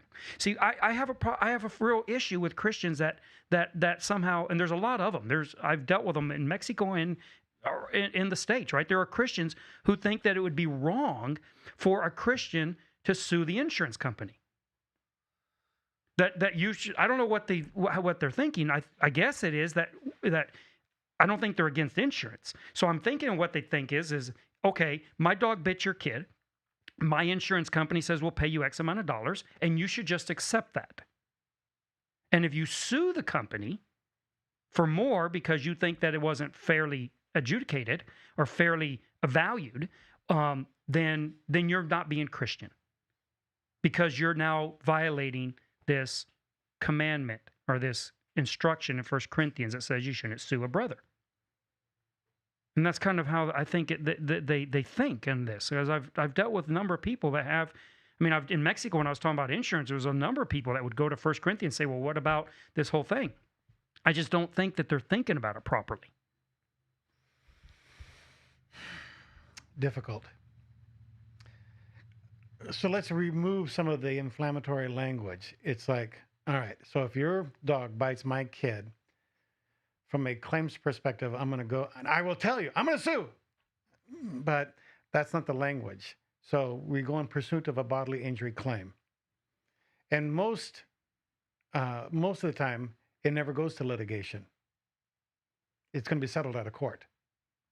And that's the haggle. That's the back and forth. And so you're going to get to a point where, so I'm really not suing in the traditional use of the language. I'm not suing you, but I am going to get a payment. Yeah. Now, you can argue at the end of the day, well, it's the same thing. A rose is a rose by any other name. Okay. So that's, you can't remove. But here's the problem I see if you say, okay, we're not going to, that's going to be forbidden for Christians. Let's just say that, I'm the Pope for the day or whatever. And it's like, no Christian, you have to accept, you can't do that. You have to go to the church. Okay, let's say we do that. Let's say we institute that. And so no more, you can't go to your insurance company and say, look, my dog bit his kid. I took it to the elders of the church, and they said you have to pay him $1 million. They're not going to accept that. They're not going to pay a penny. They're not. So then we're basically, if we're going to hold that view, we have to cancel all insurance with it. Correct. We cannot have the view that we're not Well- going to litigate in court the issue or litigate through the channels, through the legal channels, let's call it. I mean, it generally doesn't go to court, but using it metaphorically. We're not going to allow litigation at all, right? But we're going to have insurance. Well, you can still have it for the non-Christian scenario. Because they're not going to, right? They're not going to, what is this? The church, this is an awesome. I don't have to get a lawyer. This is great. Until they're dissatisfied with the outcome. With the least. Whatever. And I'm not talking money. Yeah. Well, maybe. Yeah. So you would still have to have, insurance for that side of the equation. And that's the problem. We'll continue. I'm going to take a little bit of a detour. Sure. Because everybody, the one person listening has an automobile insurance policy. You guys have an auto insurance policy. And so you've got those parts again. You got that part A that deals with liability. So if I hit you, all right, I've got a solution for that. But then in Texas, I got that no fault. Well, wait a minute. Why am I paying both? Yeah. If you have no fault and I hit you, you've got coverage. Just cover your own. Yeah. And I have no fault. So if I'm injured in that same accident, I have coverage for me. Why do we have to pay for both? Because we're people, I guess. We like that right to sue. So that's the detour. Because you're still going to have insurance for the non-Christian crowd that says, I don't care what your church says. I'll see you in court. Yeah. But for the church side of it, I think I'm challenged by that passage because there's a lot unsaid in that passage. When you get the least, esteemed least, is that the language? The least esteemed amongst you, which I think is hyperbolic. I don't think he's actually commanding that it has to be the dumbest person. I'm going to stick with my language. I like my translation. I don't think he's actually I think Paul is often hyperbolic. And so he's saying, look, even if you say, well, there's no one qualified, the dumbest person is good enough. Fine. I don't think he's actually prescribing that. Right. I think it's a different point to be made. Yeah. He's making the point that get someone from the church. Obviously, if you got people there that know what they're doing, understand it, have wisdom, have not, because he says that. Well, he also says it. Isn't there anyone there who can resolve these issues? Right. But again, I mean, even hypothetically, let's say we're to implement that. Then the person who, then you would have to get rid of it. You're not going to be able to use your insurance then. So you're going to have on hand the amount of money that might be required of you. Correct. Because or what? Are the church is going to start selling insurance? No. That they litigate, that they adjudicate? Is that what we're going to do now? Now we're going to. That's kind of what the Mormons do. No, I don't think that's what Paul is saying. But you would have to have. Well, I'm saying that's what you'd have to do. You'd have to have something in place, like going back to the regulation. How are they going to make sure that if you're supposed to pay $200,000, that you're paying on a monthly basis? We got so-called Christians that don't even do child support. That's true. Well, you're going to have now. Now you're going to have the collectors. You're going to have Vinny going around kneecapping people. I mean, this gets into a whole thing. And what it seems to me it comes down to is you got people who just simply don't like being held liable for things. I understand it. And often it's unfair. Often, look, yes. I could get sued for my business for something that is completely wrong and unfair. Absolutely could. Yeah, sure. And yeah, I'm going to be angry, especially if it puts me out of business. I get it. I understand it. Yeah. But too often, that's where I think the interpretation that's being applied to this passage is coming from. Is coming from an anger of saying, I don't like the outcome of whatever's happened. I think we certainly don't like that passage. And yeah, it's true. And it would just be an exponential dislike for any outcome had I followed it.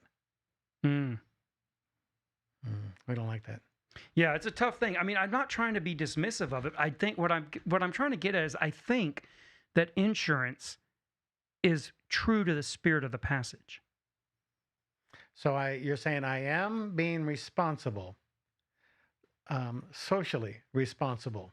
I have a mechanism in place that is legal that would doesn't dishonor the gospel of the Lord by pursuing indemnification, which I think is what because the problem there he's saying is that we're dishonoring the Lord by bringing and airing dirty laundry in the courts is how I read what the issue is here, right, when Paul talks about this.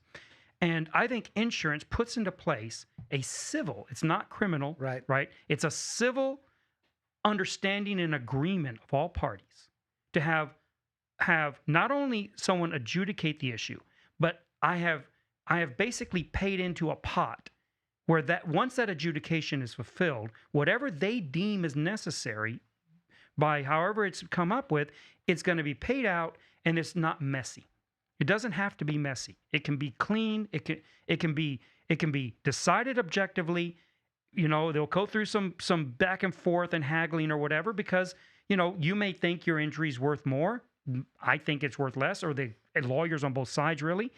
But anyone who's been sued, let's say, or what was the terminology you said is the correct one? They go in pursuit of either a bodily injury or property damage claim. Yes, anyone who's been at the receiving end of that, honestly, you don't deal with hardly anything.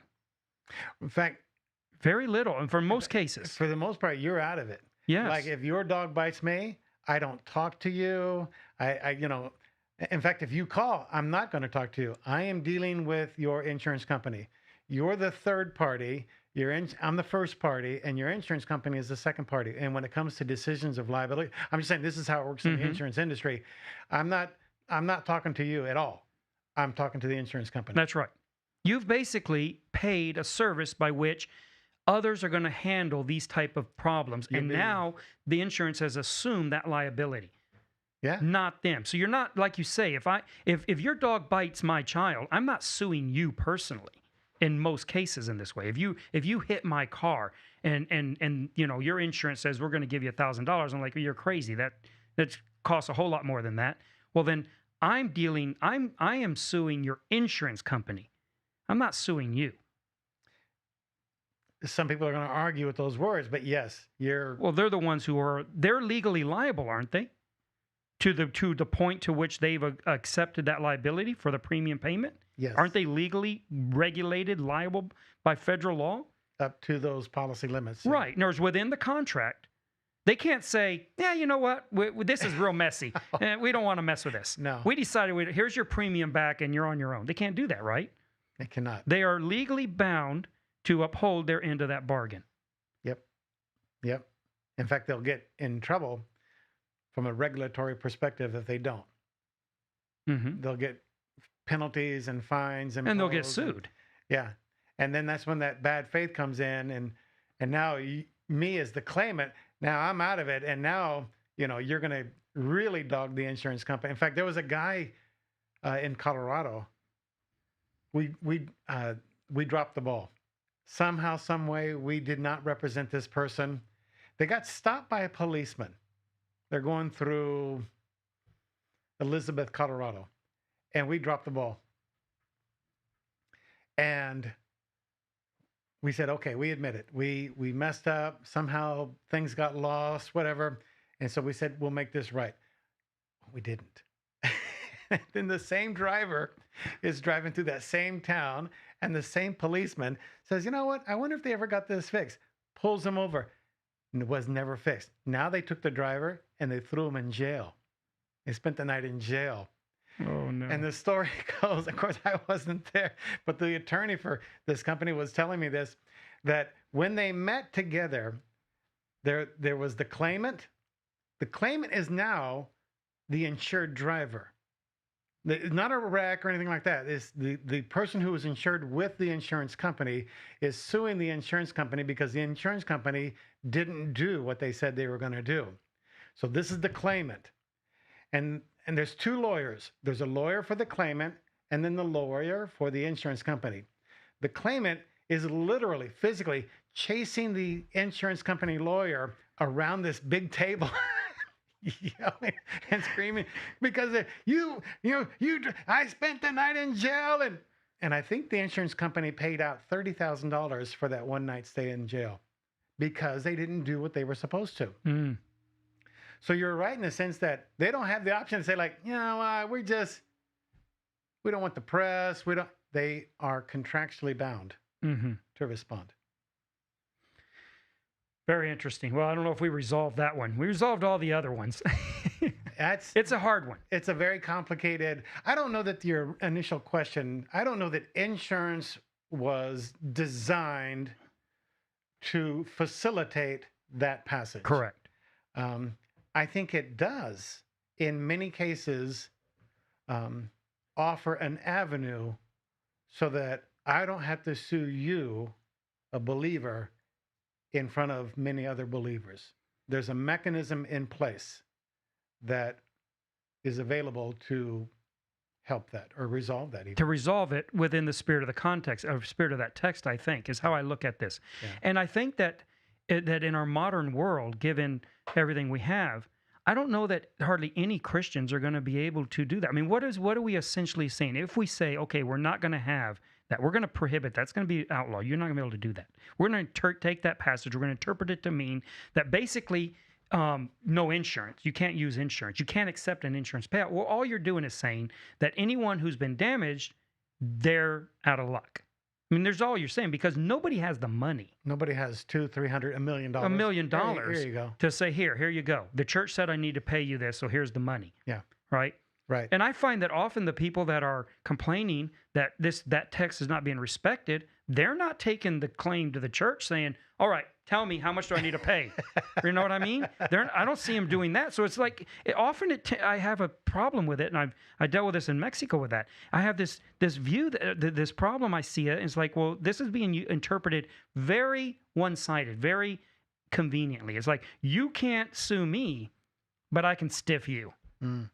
Because, and I don't know, I just don't know that that's what Paul intended in the text. And I think that, and my point, I guess, about insurance isn't that they looked at that and said, oh, look, that's insurance. although, if they were typical evangelical preachers. You mean my industry is not divinely inspired? What? I wasted 30 years. No. But that the insurance is painted on the tapestry of scriptural ideas, along with all the other Western values that we hold. And it doesn't mean they're all right. Doesn't mean they're all perfectly biblical. Right, but I think they're textured by the view of people who basically held these religious beliefs and structured things, just like capitalism. I think capitalism is like this horrible system. I mean, it incentivizes greed. That's what it does. So that's just horrible. You look at that and go, that's just terrible. Until you compare it to any other system we've come up with, right? That incentivizes murder. It's like, greed's not looking so bad anymore. Right? But what we do is we say, no, but let's paint capitalism on the texture of Christianity. It's not Christian. And when Christ comes back, capitalism goes away. Christ is not capitalist. Right. He's charity. Yeah. Right? What do? You do for others, not for yourself. Yeah. But that's like the death knell of capitalism. The day you and I quit acting in our own self-interest, then we can't do business anymore. Doing business is based on the idea that I'm going to do what's right for me, and you're going to do what's right for you, and the tension of those two things is going to give us an acceptable outcome, a mutually acceptable outcome, right? Yeah, I think some of the people would have a hard time arguing against some of the principles of that passage. If you take it to the church, what's the outcome? Indemnification? Probably. Yeah. Right? Okay, does insurance do that? Yeah. Can you do the insurance thing without embarrassment, without giving the church a black eye? Yeah, I think it's possible. And so some of those principles, I think, can be satisfied. Do I have an answer for the entire text? I don't know. Right. No, I see what you're saying. Well, very good. We're out of time. Really? Yes. We talked about insurance for 3 hours? 3 hours. You guys are gluttons or you guys severe. As Jesus says, those that stayed with me to the end. for my listeners who made it to the end, you walked across these hot shards of prickly glass. There is you'll get to sit on my right hand and on my left in the next podcast. That's all I have to say. For the listeners, I would say it's hard to kick against the pricks. Man, it's hard listening to this stuff. It's like, wow, you have done your religious duty for the week. I'll tell you right now. You have done your religious duty if you're still with us. Wow. No, it was great. Hopefully people learn some stuff. I hope so too. I really do. Go out, buy insurance, buy as much as you can afford reasonably. Don't scrimp on this. Don't have a data plan. Don't go out to eat. Whatever you have to do, get the right insurance that you need to have to protect yourself, to protect others, to be a responsible adult. It took me too long in my life to learn that. I hope those of you that are young that might be listening will learn that and do that. Take this seriously. Next week, we'll be doing a virtual podcast live with Tim Frisch. Tim Frisch from the Frisch Perspective on YouTube. He's a YouTube podcaster, a pastor out of New England, and he's going to be on the podcast next week. And we're going to talk about, he wrote a book. We're going to talk about his book. It's a marriage book too. So we're going to have a little competition going on. No, I'm joking. Not a marriage book. Touche! Touche! You got it in. Not a marriage book. No, I follow him. I listen to his podcast. I really like him. And so he agreed to come on. So we're real excited about that. That'll be next week, Saturday at 9 a.m. Danny, thank you so much My pleasure. for this. It was great. Take care.